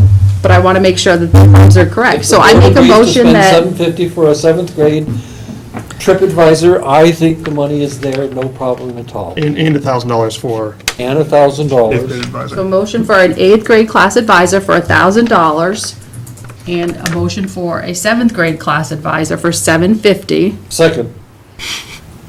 Any discussion on that then? No. So this is, we're saying that we're gonna do this as a stipend, right? And Marjorie's gonna magically find the money somewhere for us.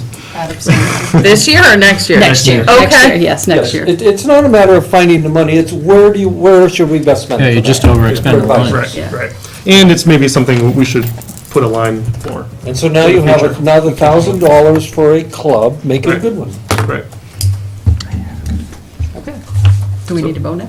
Well, I mean, this isn't gonna be a finalized list, or do you wanna vote on all the other ones? We'll take out, We would take out the eighth grade advisor and we could bring it back. bring back just the, yeah, because you Just could get that 2 or 3 1,000. clubs maybe out of that. Yeah. that 1,000. Motion to approve the existing clubs on the paper. Well, we you have, passed I out. think we have to vote first Sorry, yeah, on we do have to vote on the this. 1750. All right. Aye. Aye. Aye. There I'm we so go. spelled out. Motion to approve all of the clubs. Oh, hang on. So far I as think, wait a second, $14,000. sorry. I'm trying to I read think- lips, I'm not good. Vero Vista is also an advisor position, so I don't want you thinking that there's not other advisor positions in the clubs. It's only a $250, I believe, stipend, but if you're talking advisors versus clubs, I don't know if that's part of your advising that you're That's a talking about. coordinator. I think that's- I'm glad you Yeah. brought that up. Can you make Yep. another motion for the 250? Sure, 250. Second. All in favor of that?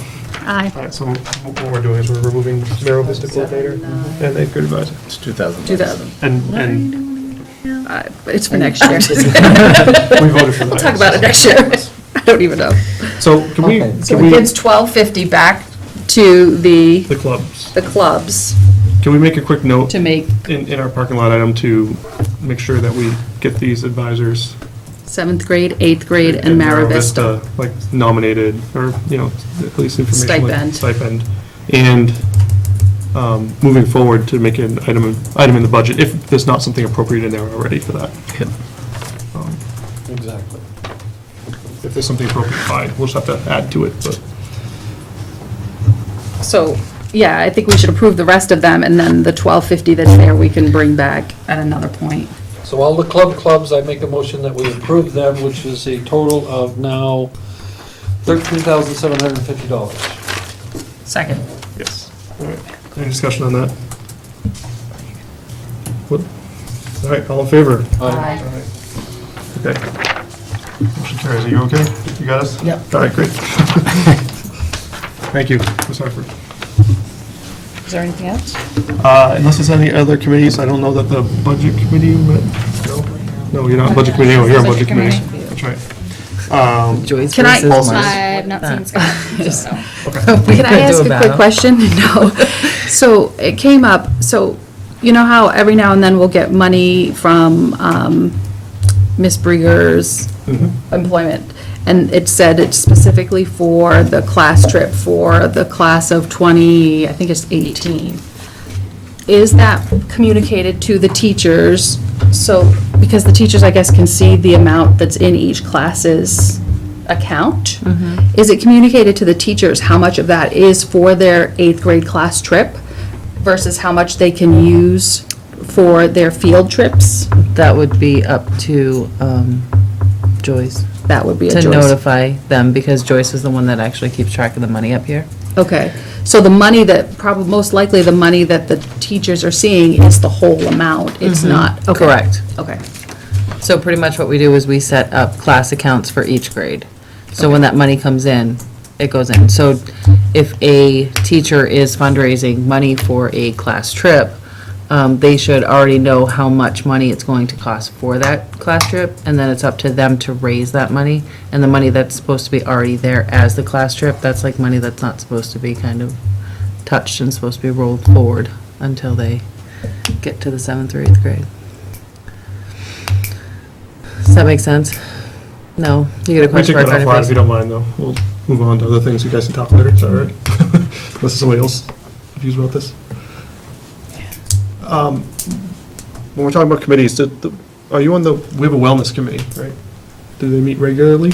Every other Wednesday. Every other Wednesday. Okay, excellent. I actually have a request for the wellness committee, is that we do have a policy that says that our lunch programs need to adhere to the federal nutrition standards, and those are changing, from what I've heard.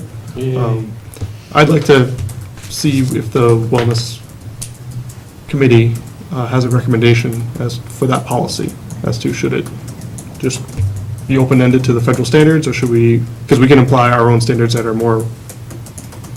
beyond that, right? We can go with what was there before, right, the original ones, or we could do totally our own thing. So I'm curious as to what the wellness committee would think of that. Yes, we have kind of talked about that. There is a cost implication, though. So just want to be aware that it's not, can't go all organic. Yeah, and pay no, what we're I paying. totally understand that, yeah. I just, our standards are changing without us doing anything, right? And so I think that's something we should be aware of. Being and relaxed, They're being relaxed, yes. And which gives us more options. that's why I want the wellness committee to look at that and come back with a recommendation as to what we should do about that, if anything. And maybe the policy is just fine, and that's the way we're gonna go. If that's what the wellness committee thinks and what the board wants is fine. When do you want? No rush Okay. at all.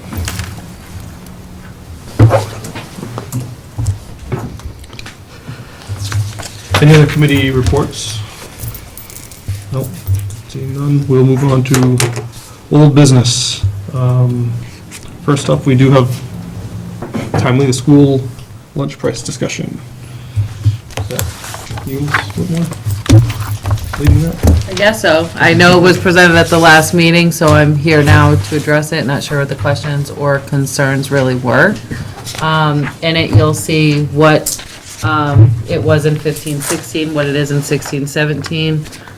I have an email that you can see on page 47, suggesting that we increase it by 10 cents.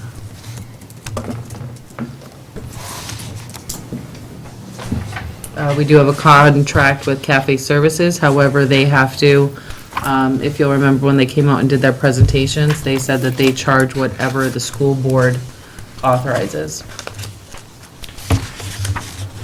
The reason why we're suggesting it goes up 10 cents is because when you go to the state website, there's a tool that you have to use. It's called a PLE tool, and it uses a weighted average by the cost and by the amount of meals for a certain month. I believe they use October. And they come up with a weighted average. So right now, the weighted average for the school currently is 222. They're saying that we have to be up at 232. We played with the numbers because if you look at that, it looks about a 10-cent increase. But you really don't want to do odd increments. You kind of want to stick with a 5 or a 10-cent rule. So we played, and I kind of thought, why can't we do a 5-cent increase? With the weighted average that it used, it did not get us up to the 232 that the state is requiring us to be at. So you're saying 2016, 2017, our weighted average is 222? 222. Okay. But, and you have to keep in mind that this is SAU-wide. That is not just Northwood. That's why my email states the individual school districts did it, and they recommended what they thought that they should be. And we can't do it that way. When it comes to the state, we are considered one entity as the SAU. So basically, right now, with that PLE tool, I'm suggesting to each one of the school districts that they increase their lunch sales 10 cents. What are the prices in the other schools? Are they the same as ours?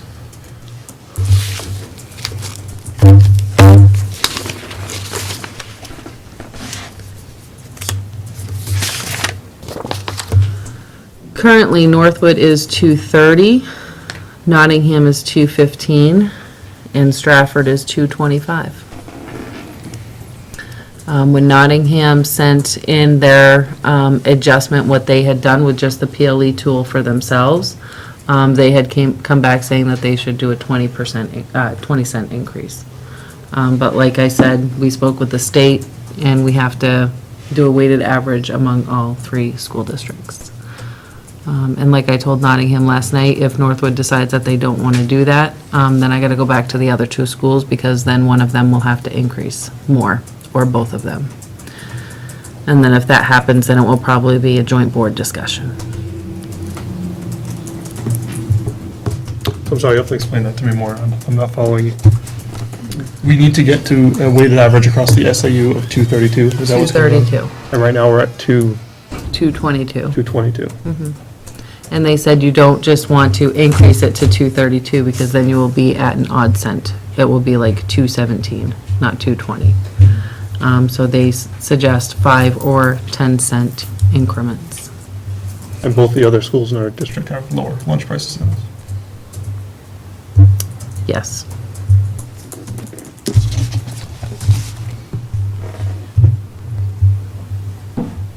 Okay.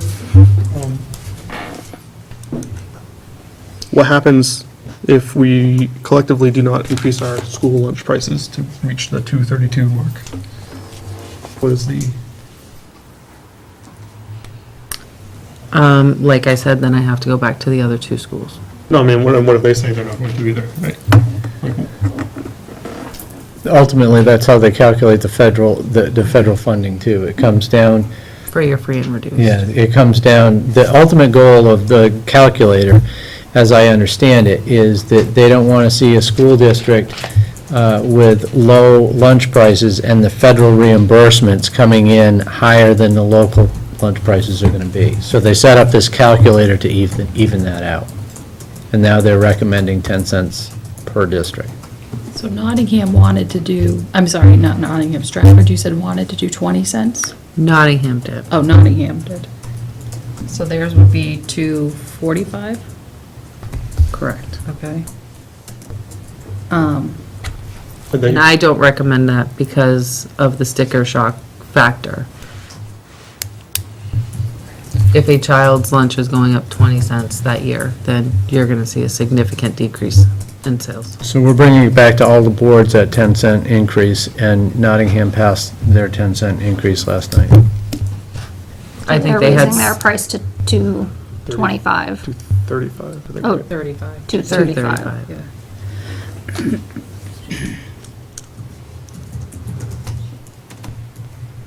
I mean, it doesn't seem fair that one district would have to charge their kids more than the other ones if we all are in this together, right? In some ways to get over this.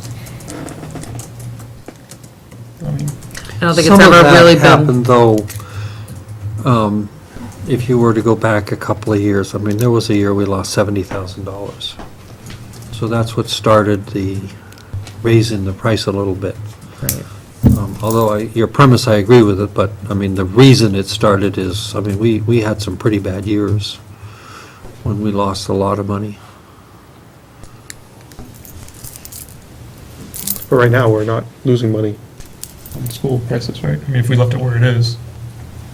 Well, I think there's a lot of changes going on in your cafeteria right now. I think they're trying to cut costs in your cafeteria because I think they're realizing that they're taking a huge loss right now. And 10 cents would help that, I think. So you said I'm not saying Nottingham- 10 cents will help You said it. Nottingham just raised their price to $2.35, Correct. and Stratford's is currently what? 215, so they will be going to 225. They're gonna go to $2.25. So in order for us to make that average, what do we have to raise it to, 5 cents or 10 cents? We have to raise it by how much? If one of them is $2.25 and one of them is $2.35, and I'm raising we're already at $2.30.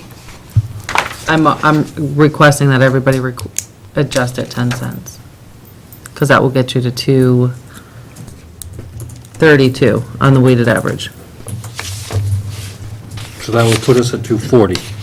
Right, across the board, you're raising it 10 cents, or is your request like for both adult and, or are we just talking students here? I was just talking students. Okay. Adults, you can do whatever you want with. And we don't. have to And worry it doesn't change your weighted average, adults? No.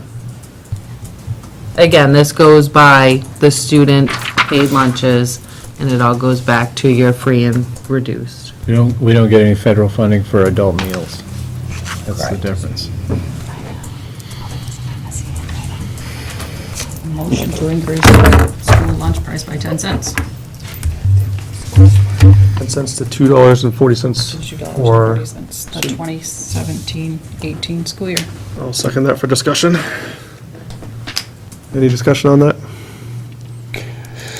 I'm curious what's going on with Fresh Bricks, why we don't have a contract yet? I don't, have we? You have received a contract. I believe it was presented at the last meeting. It's in I think it's in this your- packet. It's in your Yep. packet. In this one, all right. The last one. And what is Oh, it their, wasn't? Oh, I thought it was. It was supposed to be presented. what is their number now? Same 133. I just lost it, I just had it.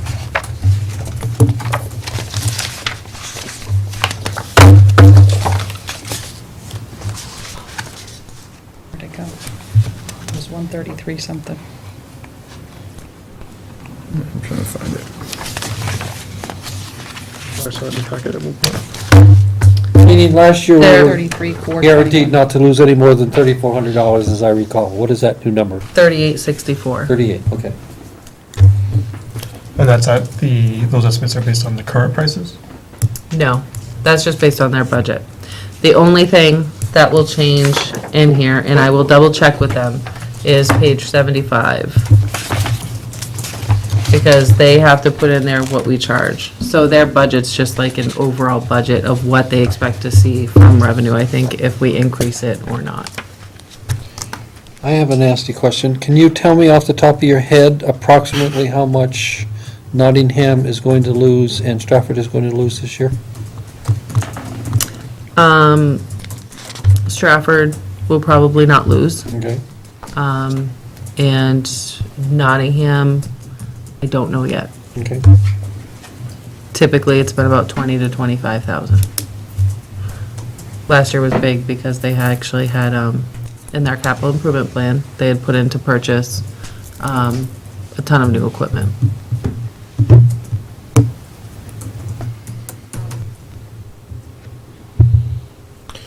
I'm just trying to figure out how, is there any way not to raise the lunches and we lose somewhere else? Well, that's right, would it be in this bottom line here? That's what I don't understand either, because you have student lunch in here. I don't have, Okay, you're right. So they have student lunch in those are here not my numbers. as income of like 45,334. So that seems based on the previous page, based on the current price of $2.30. I tried backing into it today before I came here, and It's 232. I would think you would take so many meals, multiply it by whatever, and it does not work out that way. I'll ask. So this is their form. So I think if you increase it by 10 cents, I think some of your sales will stay the same, but I also think you might lose some. All right, because not everybody who buys now is going to continue to buy with the Right. 10 cents more. Correct, but you'll also have new people coming in. It's the average, correct, of the three that has to equal the 232? Weighted average, yeah. So if you raise it 5 cents, that averages out to 227. not the way I just figured it.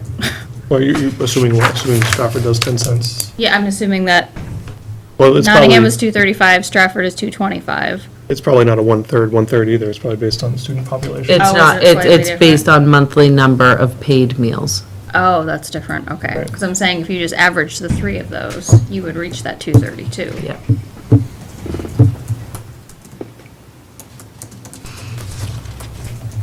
I honestly, like, I don't know, if Nottingham's at 235, I would like to see ours at 235. I don't think we have to go to 240 for that. That's what I'd like to see. I don't know if it doesn't make sense, it doesn't make sense, but Let's do that and force their hand and have a discussion at the joint board. Well, the Stratford wanted to go 20 cents, you said, but you said no. No, not Nottingham Oh, wanted to go Nottingham 20 did, cents. okay.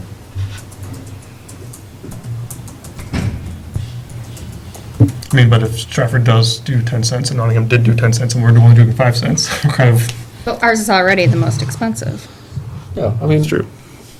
what is the number that would get us all at the, I guess. The Nottingham 10 is at cents what? across the board is what gets you to exactly No, I don't 232. care, I don't care about your 232. I know you do and you have to, but I don't. So, Nottingham is at what? 225. But they just voted Yeah, in. 225. But they just voted Want to in know what they 230. voted on, or No, what I they want are to know what currently? they're at. Right now, today, 225. And that's Nottingham or Stratford? That Nottingham. Stratford is 225. Okay, and Nottingham? Nottingham is 215, And Northwood is at 230. 230. Okay, so.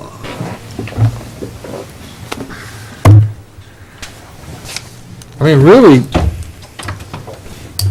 Stratford, Nottingham, you should have, Nottingham is a 215? Let me No. get these backwards. It's backwards, that's Stratford. Nottingham is at 215. Oh, yeah, you told us the first time that not Stratford was, that's what I was confused. Right. Nottingham, lunch, paid 215. Okay. They're going up to 225. Wait a It's minute. not what you said a minute ago. Yeah, it is. That's why I was different. confused. Stratford lunch paid is $225. I'm proposing they go up to That's $235. Stratford, okay. Okay. Okay, That- back. Yeah, I heard that backwards too. 225 is Nottingham, okay.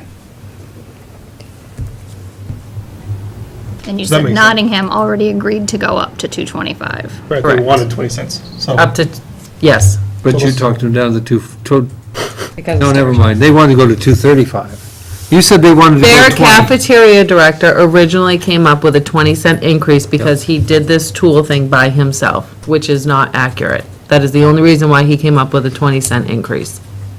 Because it's just him and not the SAU. Correct.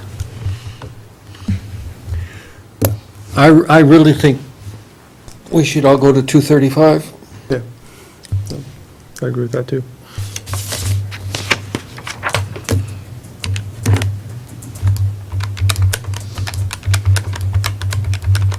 Would that be sufficient, you think? Is that what you're trying to figure out? Mm-hmm. Okay. 20, and we'd have 5. So the motion right now is to increase it to $2.40, the student meals. That's the current motion. We want to vote on that then? Withdraw? Or wait, and then we If can. she says 235 across the board would work out, I'm going to vote no, I'll tell you that. If she says it won't work out, I might vote yes. So Okay, we can wait then.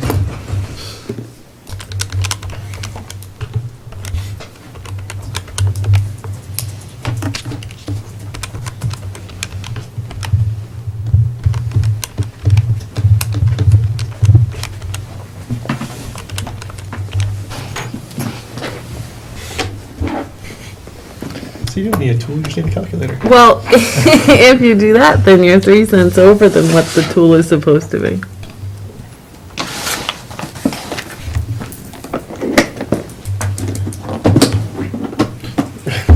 Right, if we're all 235, we're all 235, that kind of makes sense that the average would be 235. I was literally sitting here thinking to myself, well, that was dumb. Yeah. I mean, is there a problem if we're over the calculator? The problem is if we're under it, right? I don't know, I quit. I don't think there's a problem if you go over the calculator. All right, so do we want to vote on the 240 right now then? Or withdraw it? All in favor of raising lunch prices to $2.40? All opposed? Motion fails, 0-4. motion to go to 235. Second. Any discussion on that? All in favor of raising prices to $2.35? 3. Mrs. Gunter did. Any opposed? No, motion carries. Yeah. 4-0. Ball's in your court. Yeah, sorry, Marjorie.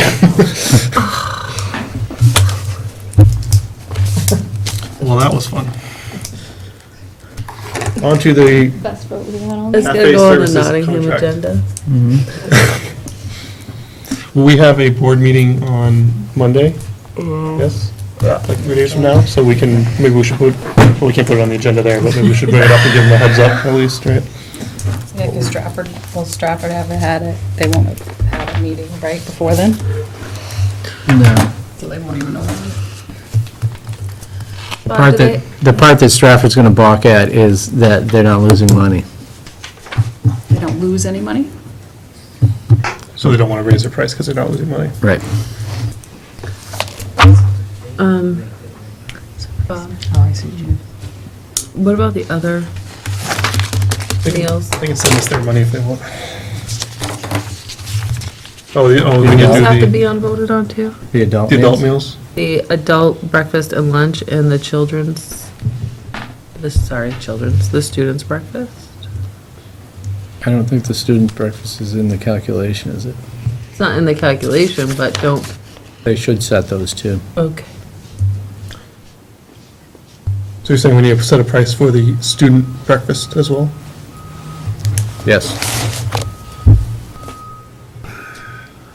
And is it? Don't look at me, I don't have any guidance on that right now. You don't? I didn't know. No, I just noticed that on this list, there's nothing there. So I don't know if something was submitted previously. at a meeting that I might not have been at, I'm not sure. I'm assuming that breakfast price goes into the weighted average that we were talking about as well, though, right? No, it does not. No, they That is just just do paid lunches, so lunches. you could leave the breakfast right where it is. Yep. That's not gonna change anything. Yeah, I think I'd recommend leaving that. Okay. Unless anyone has any objection to that, we can leave that. The adult meals too, we should. I see there's a recommendation of, well, the state suggests a $25 increase for the adult. $25. That's an expensive meal. 25 cents? 25 cents. So it would go up to, lunch would be $3.50. So moved. Well, okay, so I'll second that for more discussion, but, I mean, this is, again, the higher the price is, the less people will want to buy lunch if it's unaffordable, but. I know, but $3.50.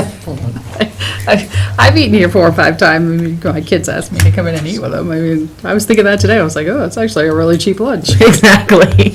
I didn't enjoy the shepherd's pie until I put ketchup on it, but the other stuff was good. State standard. I know. It was kind of nasty, actually, but I came in and ate it. Anything tastes I mean, good. $3.25 is like, It's the same portion size, right, as a kid's meal? it depends on who's serving it. Right. I didn't know either of the people in there today. So you get the small one. Well, no, but I'm just making that observation that Yeah. there was 2 new people in there today. All right, so we have, Seen before. Breakfast stays the same. yeah, right. What time's lunch? I went at 11:50 with the 4th and 5th graders. Fourth and- fifth Yeah, it's and different sixth. depending on the Oh, grade yeah, levels. that's right, the 6th graders were getting in trouble. So 5th and 6th So graders, between 11 and 12? I think it's like 10 and 12. 10, Right, 15. right, like, yeah, 10. 7 and 8 is 10:30 or something. 10:50. Yeah. First and second is 11:15. Fifth and sixth is 11:50. And third and fourth is 12:15. Try the kale salad. The kids love it. All right, any further discussion on increasing the adult lunch price by 25 cents to $3.50? Where are you? I'll You come up? get you. Guys? All set? Yeah. Okay. All in favor? Aye. Aye, any opposed? What are we voting on? If you were listening and not carrying on a school I'm talking conversation. about lunch. That's what we were too, the price, $3.50. We're gonna Yes leave or the no? adult breakfast the No. same. Motion carries, 3-1.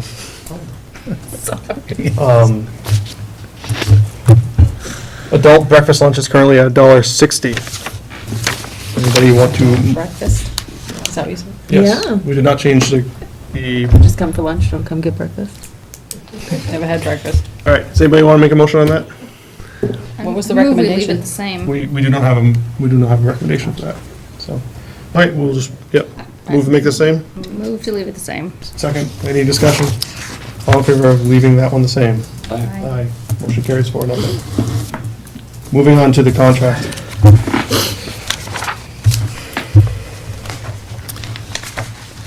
You have the contract in front of you. Do you have any questions or concerns or changes? Obviously, we're going to have to go back in and adjust the price for each lunch. I don't know, I know they've only been here 1 year, but is this still the best thing for the school? That would be my question, concern. Do you have an alternative? I don't know. There's just, they're cutting staff from what I hear, so now there's gonna be less staff in there. I have to say that the staff that was there today was not overly friendly, compared to what I've seen in the past. Cautious here, in what we're talking. What's that?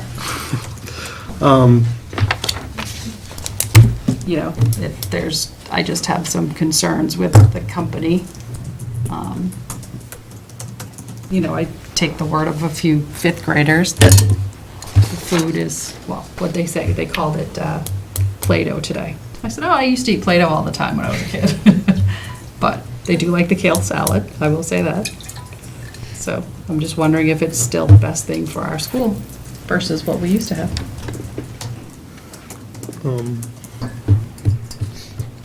Well, I understand that discussion. I don't know that, I understand that your point on that. I think if we were looking to make a wholesale change, we might want to start doing it earlier.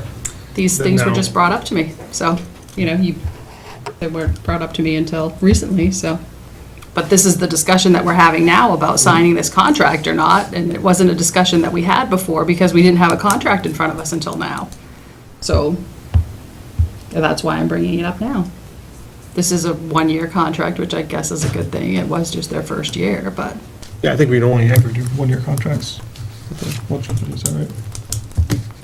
It needs to get approved by the state every year. What's that? It needs to get approved by the state Right. every year. Okay. But with this contract, the estimate is that we will end up subsidizing by 38.64. Of course, this doesn't take into account our change in lunch prices, right? So that may change things. Are they going to? It might, I can reach out to them tomorrow. I can't guarantee that it will. Okay.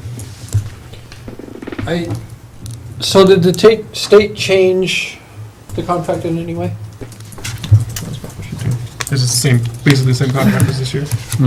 No. My understanding is, listening to Marjorie, that she got the contract in January. This is May. And the reason that we didn't get it till May, while she had it in January, was that it had to go to the state. Did the state change their contract in any way? They did, and I do not have those changes with me. Okay.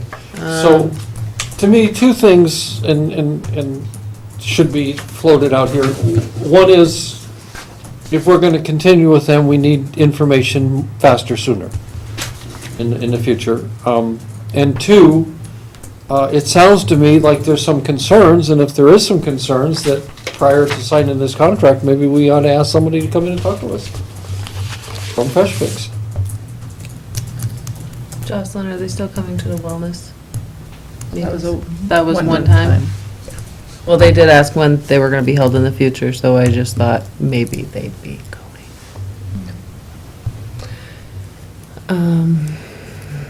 And this is the first I've heard of any problem, so. Well, this is the first that I had heard of them too, so that's why I'm bringing them up Okay, so, before we I sign the mean, if- contract. The best way to handle problems is to head them off, to talk about them sooner rather than later. And see if they have some issues and what those issues are and what their plans are and Who has issues? Fresh Fix. If we have, I don't know, I mean, we have a principal and assistant principal, would have heard sooner than any of us probably, unless a mother, but if Fresh Fix is substantially changing staff or whatever, I would think that we'd want to know about that. I would. Have you, Ms. Young, heard anything?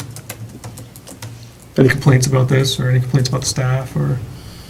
There have been staffing changes. I find out about those, I mean, they're not under my supervision, so I am informed of those things, We have but staffing changes. I have not But is it, had real explanations for it, other than it's financially based. one of the things that Barbie said is they're not as friendly, or didn't seem to be as friendly to her. I mean, that would be an important thing to look into. I mean, it's, I don't know, I guess I don't understand what we think is gonna happen if we bring them in and talk to them. I mean, you're gonna say, hey, I think they are a business and have a product to sell, and they would like to hear from the people who they are selling the product to if there's some issues, so that they can fix it. If you have a problem with somebody and you don't tell them, how in the world would you expect them to fix it? yeah, I guess I'm not convinced, just personally, that there's a problem. Okay. Just based on the word of a couple fifth graders, I'm sorry, I'm sure they're. Oh, it's fine, not but- on the word of a couple of fifth graders. It's not. That it has nothing to, that was just the taste of the food. That is not, the other stuff is not on the word of a couple of fifth graders. It is not. It's from adults. Bree and I are coming into lunch tomorrow. Yeah, I mean, Pizza Friday. It's a long line. We have plenty of lunch. One of the things that was presented to us when Fresh Fix came in was that they reach out to the classrooms and do like a garden and stuff like that. Have they reached out to do anything that you know of with any of the grades? They do provide a grow cart Okay. that is housed in the world language room, because that's the person who wanted it. Nothing is growing in it. I hope that's not a sign. They do the taste test type things. I mean, I wouldn't say that there's a lot, but there may also be stuff that happens that I don't know about, so. Jocelyn and I had a discussion about a week ago in regards to the staffing changes and the people that are working down there now. I did email Chris Barrow, and, because in my email, I probably wasn't too pleasant, because there was a lot of stuff going on that I wasn't too happy about. Did I CC you in on that? And he did get back to me. I just tried pulling it up. My email on my phone doesn't go back that far.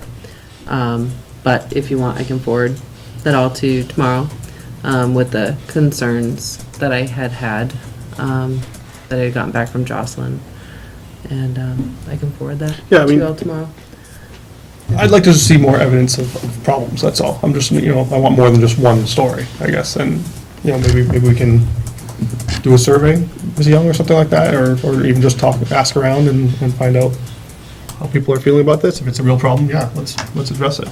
If it's just a couple upset people, that just don't like shepherd's pie, I mean, that's a different story, so I don't know what the story is, I'm not there, I haven't been doing it, but, I'd just like to get more data. Yes, I mean, I will do that. I certainly want to consult with Bob and Marjorie on the best way to do that. 'Cause I don't. But, well, I mean, this is just my personal, I mean, if the board wants to have them in and talk to them and just do that, that's the board's decision. I mean, so, I'm just putting out what I would like to see. I'm not at all interested in going back to the way we were. And I'll say that up front. So if we're having a problem, I would be more than willing to look at some of the others. I think it's too late now for this coming year, to be honest with you. But I remember those years of 30, 35, 70,000 losses, and I frankly would never want to go back to that. Right. It's, doesn't make any sense, Well, but I I guess would I like to would be get some interested to out. know too, what changes they look at making just besides staffing. Like, they've I been don't doing know. this long enough to know, they've been, I mean, granted, they've only been in here a year, but they've been doing this long enough to maybe come up with some other ideas besides just reducing staffing. I suppose, I don't know, I went to two schools when we were talking about Fresh Fix, Dover and Kingston. And both of those schools were tickled to death with Fresh Cooks. That's how I made my decision. I went, in Dover, I went and ate with my daughter. It was delicious. Now, I don't know if something's changed, I really don't. I do go shopping, and the cost of food is ridiculous. It really has gone up. I mean, it's, on some things, but especially meats and et cetera. But, I mean, I feel that we're on the right track. Whether this is the right company, that's certainly discussionable, but- Well, I'm totally up for a discussion about that, I just don't think this is necessarily the time for that. I mean, I Oh, don't think we yeah, have the it's time not. It's to, way late. right, we can't No, I agree. jump horses midstream here, But right? I mean, I we gotta talk about this contract, is this contract good enough for us? I mean, do people want to see changes to it? Because I expect the next step is to bring back the contract with, more accurate numbers on it, and we'll vote on that? Or is that something that you expect Yeah, to we can happen adjust the tonight? contract and bring back the numbers that you've voted on. If you wanted, we could touch base with Fresh Fix and get them to the next meeting to have a discussion while before you approve the contract. I mean, that's up to you. personally, I just want to know that somebody of some authority, meaning Dr. Godomsky, has portrayed to Fresh Cooks that we may be having some issues, and Well, it sounds That'd like it be has been, fine. as long as there isn't, somebody, as long as they've replied and, they're aware of our concerns. I guess that's, at least a start. I mean, and if we are unhappy with these people, we can certainly start the process again and start looking at other companies. Well, and I don't know if there's something that they can show us and I don't know if we have the data to look at the number of adult meals that we used to have versus the ones that the adults are having now, and the number of kid meals versus the ones that we're having now. Why are we maybe seeing less kids eating? And it could, because, Well, I'm sure they could give us the numbers for this year. So what do you think we have the numbers somewhere for previous years that we could get? It would take a lot of digging. All that stuff's filed away in boxes. And then each one has a separate transaction, so there'd be 180 transactions, Go through and count piece of them. paper that we would have to pull. That sounds pretty awful. I mean, I know Marjorie has relayed all of the concerns that we've heard so far to Chris, and sometimes it's been a little tough getting a response. But ultimately, you know, we don't, other than the contract and having discussions, we don't have the authority over staffing. We can certainly express our concerns if somebody is rude or, you know, not the friendliest person, but ultimately, you know, they're not under our authority for staffing. Well, and that's like the, I don't know, third or fourth time I've heard that you've reached out to them with concerns or questions, and it's taking a long time. So Yeah, that that's- to me is a concern also, And I is the agree with amount that. of time I that it agree takes with for them that, to yeah. get back to us with any, They were awful friendly when we were looking at yeah. it, you know? Hell, I Dave will and I say went that home with last 6 email I months of sent food out, one night. he emailed me back very promptly, and the food person here, she came down and saw me immediately within 24 hours. Well, like I said, you know, we certainly could have them into the next meeting and have them do an update. This is your first year in this program. I really like that Give us an idea. update of how it's gone and where we're at. I think that's a great idea, Don't even need a them, just a one. yeah. Yeah, what do you think, Bree? Sure, I wouldn't mind hearing about that.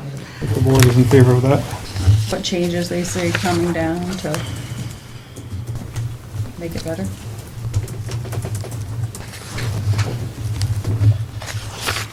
Okay, and at that same time, we will have the contract. Yep. Approved. All right, are we done with this then? We'll have 2 more things to go. Next on our agenda is the AmeriCorps discussion.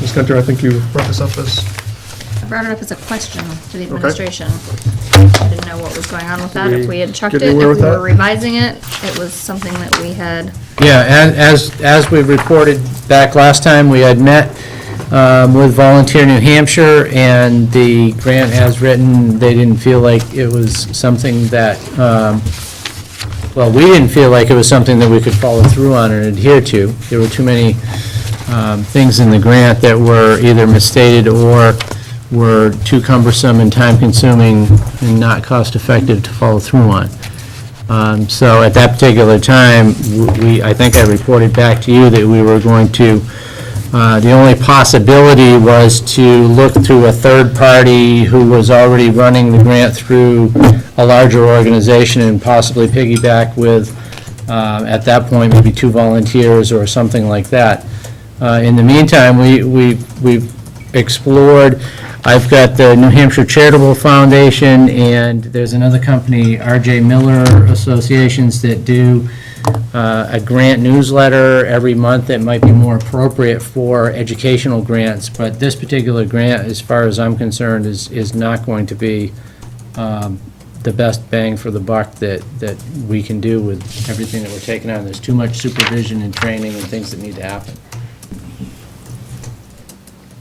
so it will not be revised and resubmitted, because that's what I remember you saying last summer. You said you were gonna look at it, maybe I said there were a revise it. couple of options, one being revise and resubmit, Right, and one being possibly explore the third party. And I think when we met with I forget who it was, Volunteer New Hampshire, there was one other organization, I believe out of Concord, that was a possibility of kind of piggybacking, and they would be the grantee, and we might be able to secure 1 or 2 volunteers off of them. But in what we've found out from Volunteer New Hampshire, revising and resubmitting would be a wholesale rewriting of it, because it was, there were a lot of things written into the grant that either were not factual or stuff that we couldn't carry out. I see. And we had extensive discussions and meeting. Jocelyn was part of that, Fred Wolf was part of that, Marjorie, myself, Linda Kramus. I mean, we met a number of times with Volunteer New Hampshire, and Joe was part of that too with one of the meetings. And it was, Do you mean AmeriCorps? what's that? Do you mean AmeriCorps or do you mean Volunteer New Hampshire? Now I'm Volunteer New confused. Hampshire, because that's who the grantee was through. Oh, okay. So you're talking about piggybacking on someone else's grant and just picking up a couple of volunteers instead of, That's a possibility. I mean, the more we looked into it, the less that we thought that the supervision that was going to be involved in that, it seemed so cumbersome that it wasn't going to be valuable for us. I think that if we were in a rural setting where there were colleges right next door, or a larger pool with a larger number of organizations, I think it would work. I think that's the organization in Concord that's doing that, basically on a large scale. But in a small scale, it really wasn't feasible. and Durham wasn't close enough. Durham was not close enough because what they wanted for volunteers was the time allotment was, and I forget the numbers, 1,000 hours?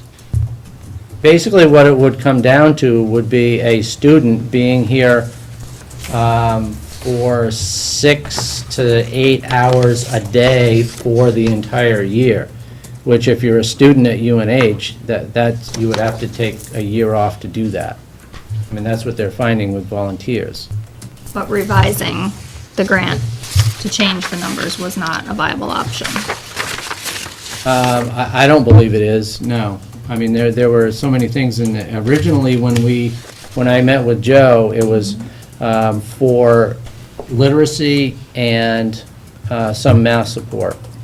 And it was, when the grant came back, there was a lot of STEM activities. It was basically science that was put in there.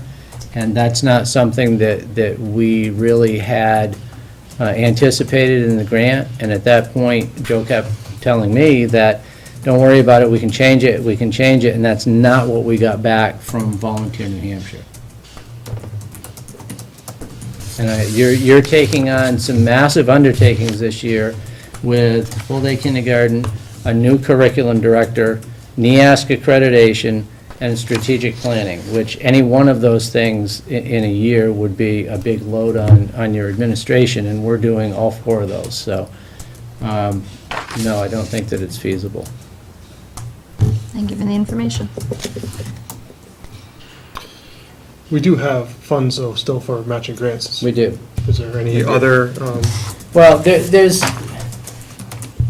some of the grants that the New Hampshire Charitable Foundation kind of is the broker in New Hampshire for foundations and grants. 10 to 15 years ago, there was a wealth of opportunities in these grants, and a lot of them have dried up. But I'm going to look into, I've got some information if anybody wants it on the New Hampshire Charitable Foundation and some of the things that they fund. And there are a couple of, Fred Wolf's looking into, there's another monthly newsletter for education grants that he's looking into. And then there's the R.J. Miller Association that puts out a monthly newsletter for educational grants. It's a subscription rate of $395, and we're looking into that as well to see if there's any other grants that we can, that more directly fit what we're trying to do. I just don't want to see that money just sit around and do nothing, you know, so. If we can make some of that happen, that'd be great. Are you What's that? satisfied for now? I'll bring it up again in the future. Unlikely. Okay, moving on to the accreditation process. Is there- The information on the accreditation process, I had given this to you during budget process. As of July 1st, when we get our new budget, we can do the initial annual dues for NEASC, and then shortly thereafter, start setting some times for them to come start working with us and organize the NEASC process, which is a number of visitations that they will do before they write their reports. So the process is basically going to be starting with the new budget and the annual dues as of July 1st. And as we get into that, I'll report back. Do we have any questions or concerns about that?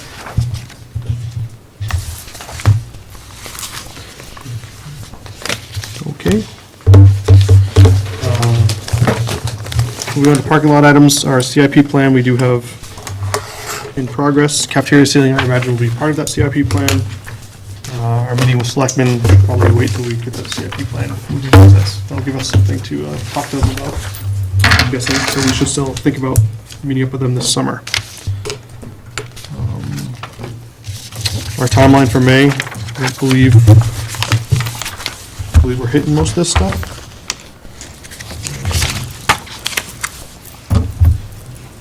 Graduation awards nomination, we'll be doing in non-public. Graduation date, I think we're kind of caught up here, so. Yep. Future agenda items. For our next meeting, what I have written down for our next agenda is a decision to be made on surplus spending. I'd like to finalize our goals, the board goals. We didn't do that. Maybe have a short discussion on what to do, because with the new information about the curriculum and the grant were the ones that we really want to kind of finish up. I expect some legal feedback, hopefully, about the right to know law in regards to what's in the packet. We will make a decision on the lease for the after-school program, and we will have food service contract decision, as well as meeting with the representative, hopefully.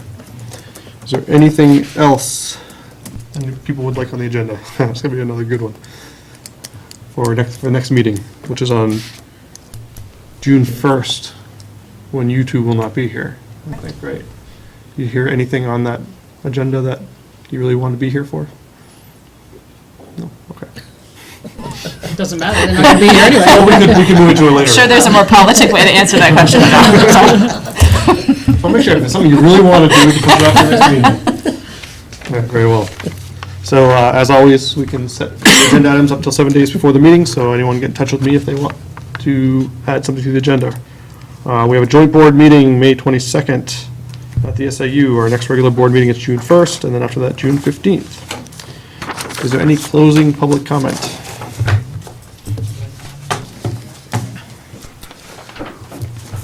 Ms. Dole. Yeah, I have a couple of questions. First of all, Jocelyn, when you were talking about how rearranging classes potentially for next year, did I understand correctly that you're considering Spanish as a core class for certain grades? Yes, And what grades was that again? 7 and 8. Okay, so I'm a little concerned and confused, and fortunately, I don't have a kid in this hunt, so I'm not speaking from personal experience or anything. But up at the high school, languages are their choices that they can make. And I would have a concern about Spanish being made a core class. What if a child just doesn't do well in Spanish? That brings their entire GPA down, their whole self-esteem potentially. Or what if a parent doesn't want their child to learn Spanish? I'm bringing up thoughts that I would have that maybe haven't been discussed, that might needs to be discussed. I don't know. The other question I had, when you guys were talking about setting the lunch prices, and Stratford is not losing money in their lunch program. Are they still handling it the old way, or do they have a vendor like Fresh Picks? Stratford and Nottingham have their own cafeteria director. Okay, so I'm hearing echoes in my head of Jean Lane, not comparing one town to the other. However, I can't help but wonder what Stratford's doing correctly that we in Nottingham aren't doing correctly. If we're losing money and they're not, how come they're not? It might be a wise idea to check to see what they're doing. I personally have grave concerns about the company you're thinking about signing a new contract for. So another question, if that representative comes, could it be in the form of a public hearing type thing so members of the public could ask questions?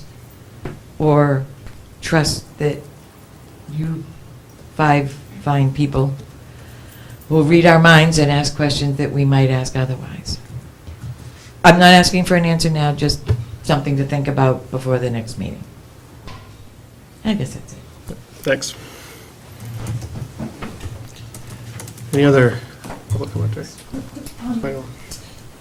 I think Principal Young mentioned that there's a lot of mowing happening right now. Was it? More mowing than a And it month just ago. brought to mind the tick question.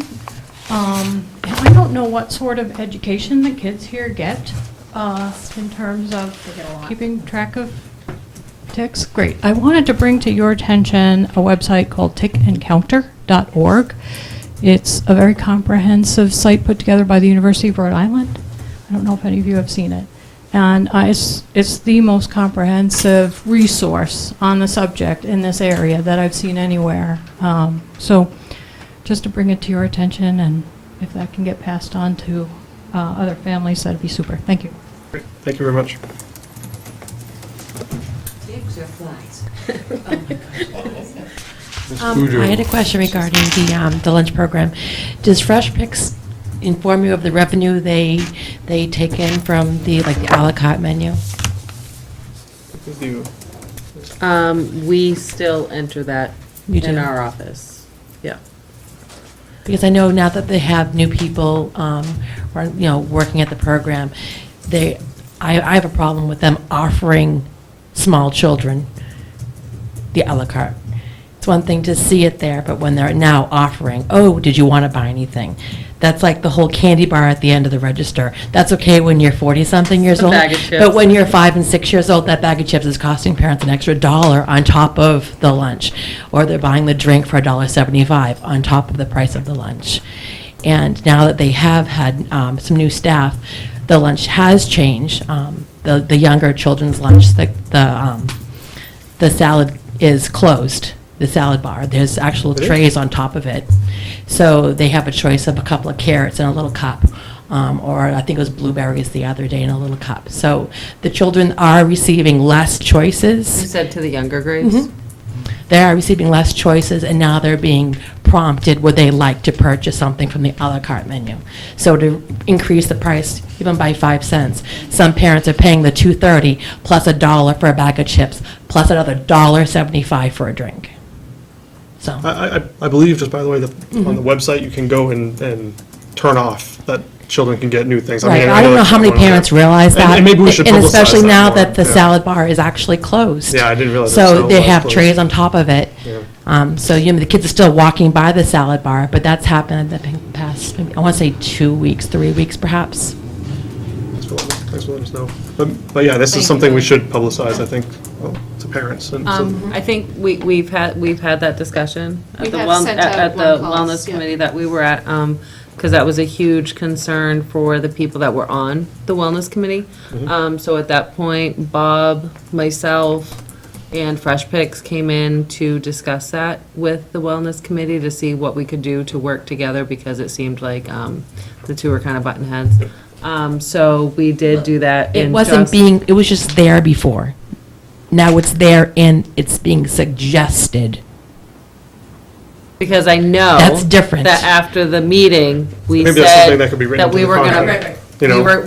we were gonna change the, locations Mm-hmm. of certain items, so it wasn't there at the end, and they were gonna, I think this was like 2 or 3 months ago, and the way that they had originally said that they were gonna set up the cafeteria, they never did. Correct. And I think Yep. now that they have done that, and Jocelyn and we had this full discussion about making the parents aware that if you do not want your children to have chips, if you don't want them to have certain things, to let us know, and they can document that in the account that, And I totally understand, but when you're a kid and you see a package of 2 cookies freshly baked for $1, you know, and, you know, they used to get cookies on their tray. Right. So, They used to have a choice of milk or juice, and now you can buy the juice for Right. extra. right, if the wellness committee, I think, wants to make some suggestions to the contract to say certain things, like how things can be marketed or not marketed, I think that'd be a great thing to put forward.